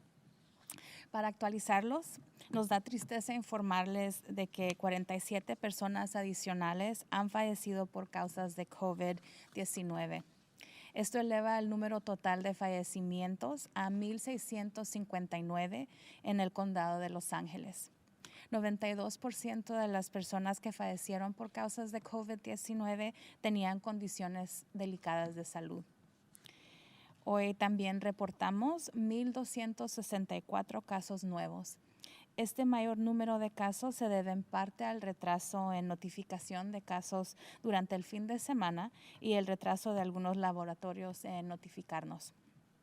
Y esto eleva el número total de personas que dieron positivo por COVID-19 en el condado de Los Ángeles a 34,428. Este número incluye 984 casos totales reportados por la ciudad de Long Beach y 593 casos totales reportados por la ciudad de Pasadena. Estamos reportando 257 casos confirmados entre personas sin hogar. 140 casos casos que estaban en albergues fueron apropiadamente aislados y los contactos cercanos fueron puestos en cuarentena. Estamos llevando a cabo investigaciones en 27 albergues diferentes e identificando personal y huéspedes que necesitan pruebas, aislamiento y cuarentena. 5,596 personas que dieron positivo para COVID-19 han sido en algún momento hospitalizados, el 16% de todos los casos positivos. Actualmente hay 1,763 personas que dieron positivo para COVID-19 que están hospitalizadas. El 25% de estas personas están en la unidad de cuidados intensivos y el 17% de estas personas están en ventiladores. continuamos viendo pequeñas reducciones en el número de hospitalizaciones. Hoy hay 65 hospitalizaciones menos que el miércoles pasado. Hemos investigado un total de 394 entornos de congregación residencial y no residencial, con al menos un caso confirmado de COVID-19. El total de casos confirmados en entornos institucionales es de 8,548, incluidos tanto el personal como los residentes. 5,520 de estas personas son residentes y 3,028 de estas personas son personal. Nos da tristeza informar de que 835 personas quienes vivían en entornos institucionales han fallecido por causas de COVID-19, lo que representa el 50% de todos los fallecimientos. La gran mayoría de estas personas residía en centros de enfermería especializada. Estamos reportando 457 casos confirmados en algún momento en las instalaciones de la cárcel, 351 entre personas encarceladas y 106 empleados. Hay 157 casos en la prisión estatal y 673 en las prisiones federales y 16 en las instalaciones juveniles. Pueden ver el informe actualizado de todos los casos del Condado de Los Ángeles en el sitio web del Departamento de Salud Pública. El Departamento del Alguacil reporta 120 casos positivos entre el personal, 331 están en cuarentena y 982 han regresado a trabajar. El Departamento de Bomberos informa que 152 miembros del personal han sido evaluados para COVID-19, 20 empleados han dado resultados positivos, 14 están aislados en el hogar, 17 han regresado al trabajo y 3 están enfermos en el hogar. Más de 263,000 resultados de la prueba de COVID-19 han sido reportados al Departamento de Salud Pública. Y el 11% de las personas evaluadas dieron resultados positivos. Queremos mencionar que algunos resultados que reportamos durante el fin de semana se descartaron porque se determinó que esos resultados eran de pruebas serológicas. Como hemos mencionado, las pruebas moleculares son las pruebas que determinan si alguien está infectado actualmente con COVID-19. Y estos son los resultados de las pruebas que informamos todos los días. Hay citas disponibles en los sitios de pruebas regionales y puede hacer una cita en línea en covid19.lacounty.gov/testing. Hoy publicaremos una nueva orden de oficial de salud más seguros en casa. Continuamos llamándolo de esa manera para enfatizar que todos estamos aún más protegidos cuando permanecemos en casa cuanto sea posible. Bajo esta orden, 2 categorías adicionales de negocios de bajo riesgo pueden reabrir. Todos los comerciantes minoristas pueden reabrir para recoger y entregar en la acera de su negocio, con la excepción de aquellos que se encuentran dentro de los centros comerciales. Y también pueden reabrir negocios de manufactura y logística que abastecen negocios de comerciantes minoristas de menor riesgo. Como recordatorio, y esto también se aplica a las tiendas que reabrieron el fin de semana pasada, los comerciantes minoristas solo pueden ofrecer recogidas en la acera de sus negocios, en la puerta u otras salidas al aire libre, o recogida fuera del negocio, o por entrega a domicilio. El público no podrá entrar a su negocio.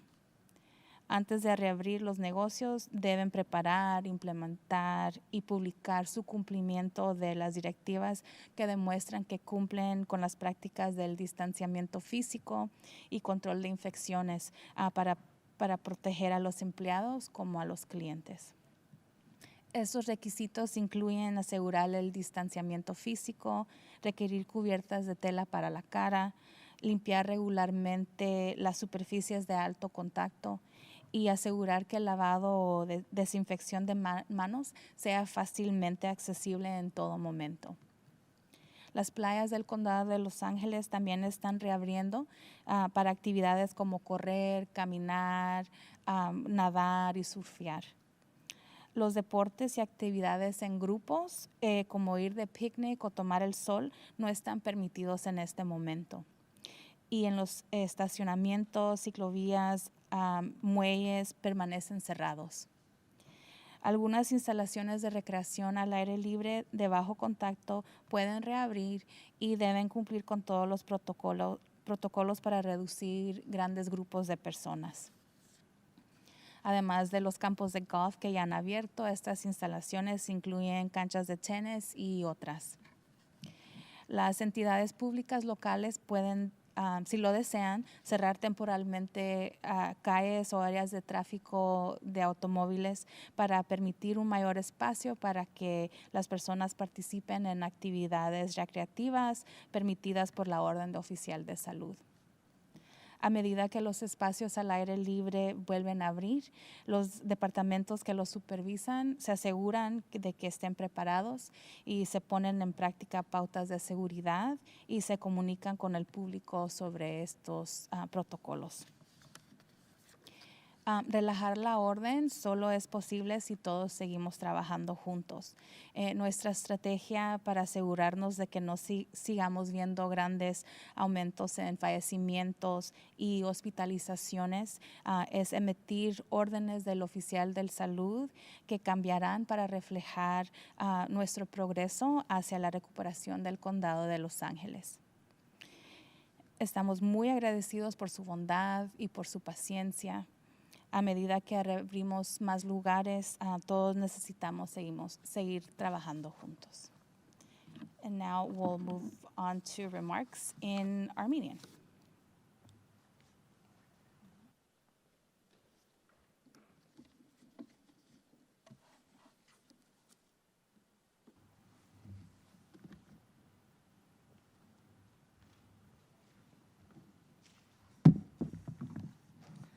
Բարի օր բոլորին։ Շնորհակալ եմ վերահսկիչ մարմինների ողջ խորհրդին։ Ես շատ շնորհակալ եմ ձեր ղեկավարությանը այն ամենի համար, ինչ դուք արել եք Լոս Անջելես շրջանի բնակիչների համար այս դժվարին ժամանակահատվածում։ Ես ուզում եմ ներողություն խնդրել անխուսափելիորեն ստեղծված խառնաշփոթի համար, երբ ես նշել եմ, որ անհրաժեշտ է շարունակել առողջապահության նախարարի հրամանը։ Առաջիկա մի քանի ամիսների ընթացքում։ Ես մտադրություն չունեի հաղորդագրությունը հայտնելու, որ մենք չենք փոխում մեր վերականգնման ճանապարհի մեր կարգը, եւ ես 1 րոպեի ընթացքում պարզաբանելու եմ դա։ Ներկա իրավիճակի վերաբերյալ տեղեկությունները հետևյալն են։ Այսօր ցավով հայտնում ենք եւս 47 մահվա մասին։ Այս մարդկանցից 33-ը 65 տարեկանից բարձր են, որոնցից 30-ը ունեցել են ուղեկցող առողջական խնդիրներ։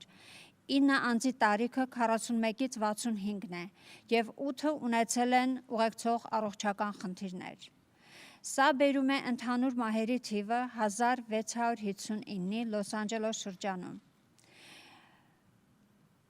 Այս վիշտը ճնշող է եւ մենք սգում ենք բոլոր հարազատների հետ եւ մեր մտքերն ու աղոթքները ձեզ հետ են։ Այսօր մենք հայտնում ենք 1264 նոր դեպքերի մասին։ Եվ սա բերում է Լոս Անջելես շրջանի դրական դեպքերի ընդհանուր թիվը 34428-ի։ Այս դեպքերը ներառում են Լոնգ Բիչ քաղաքում մեր գործընկերների կողմից գրանցված 984 դեպքեր, իսկ Փասեդենա քաղաքի կողմից գրանցված 593 դեպքեր, որոնք ունեն անկախ առողջապահական բաժանմունքներ։ Մենք հայտնում ենք 257 հաստատված դեպք անօթևան ապրող մարդկանց շրջանում։ Ապաստան գտած 140 անձինք պատշաճ կերպով մեկուսացված են, իսկ սերտ կապերը կարանտինացված են։ Անօթևան մարդկանց մեծ մասը, ովքեր դրական են COVID-19-ին, եղել են միության փրկարար առաքելության հյուրերը։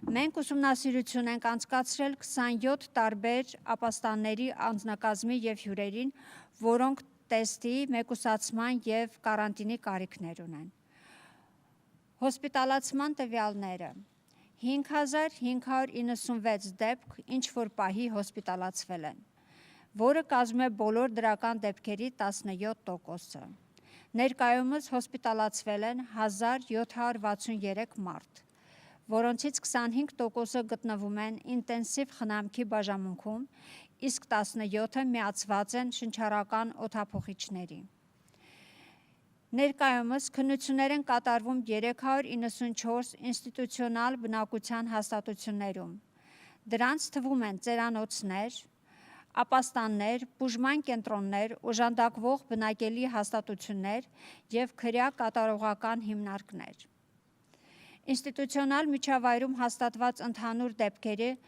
8548-ն են, ներառյալ անձնակազմը եւ բնակիչները։ Այս դեպքերից բնակիչներն են 5520-ը եւ 3028-ը աշխատակազմ։ Ցավով ենք հայտնում, որ այս հաստատություններում COVID-19-ով մահացել է 779 բնակիչ, որոնք կազմում են բոլոր մահերի 50%-ը։ Մենք զեկուցում ենք, որ հաստատված 457 դեպքեր արձանագրվել են քրյա կատարողական հիմնարկներում, 351 դատապարտյալ եւ 106 աշխատող։ 221 բանտարկյալներ տեստավորվել են դրական, 333-ը մեկուսացված են, 130-ը առողջացել են, 4736-ը կարանտինում են, 157 դեպք նահանգային բանտերում,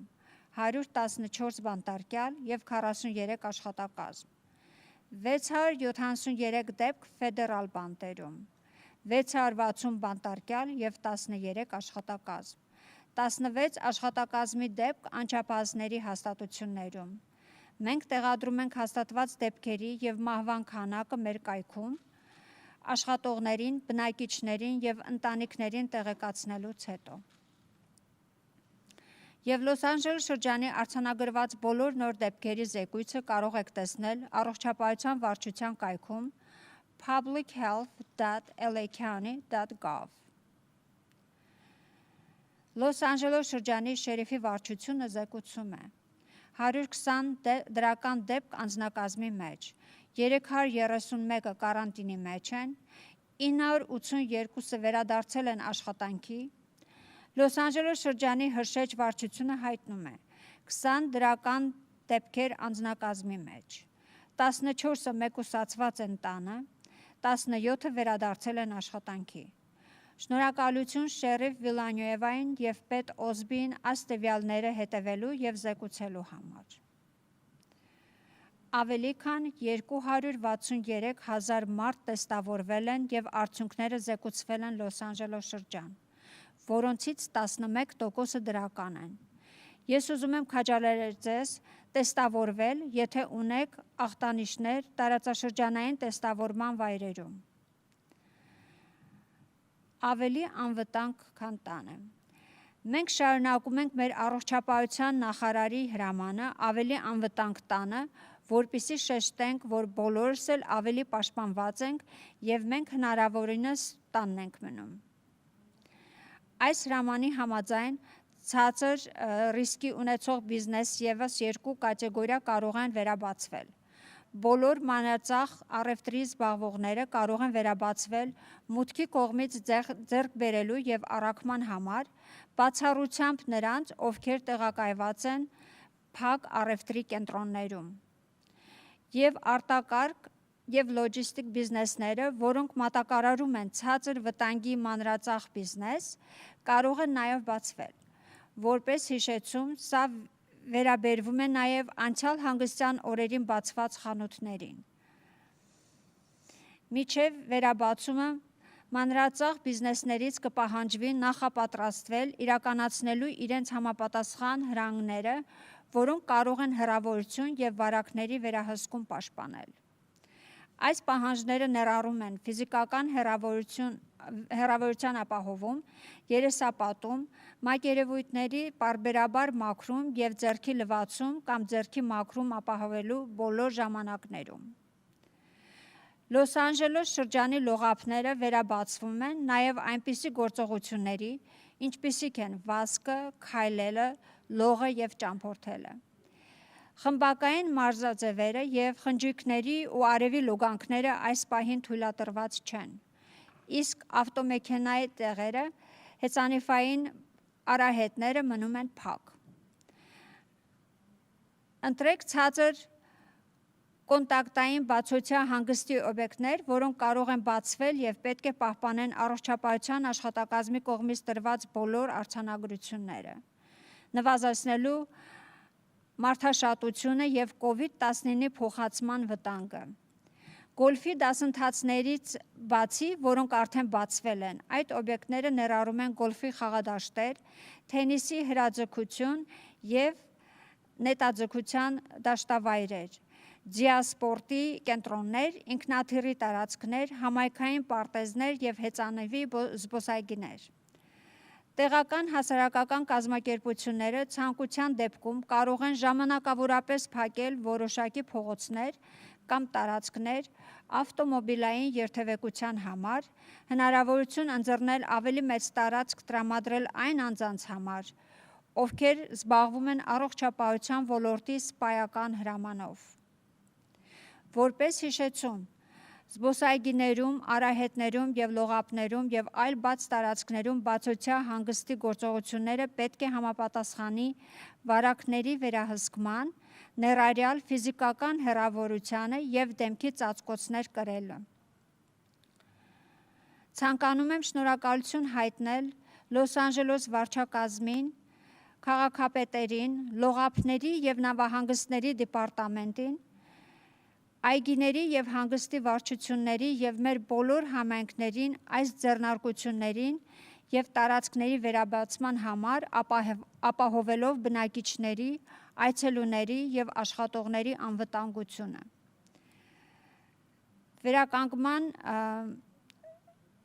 Վերականգնման առաջին հնարավորությունը, որպես հիշեցում, մեր ճանապարհորդությունը դանդաղ կլինի եւ մենք ամեն օր կանդրադառնանք մեր ցուցանակին, համոզվելու համար, որ մենք շարունակում ենք դանդաղեցնել COVID-19-ի տարածումը։ Շատ շնորհակալ եմ միասին աշխատելու եւ ձեր դերը կատարելու համար։ Շնորհակալություն։ Thank you. This concludes the press conference.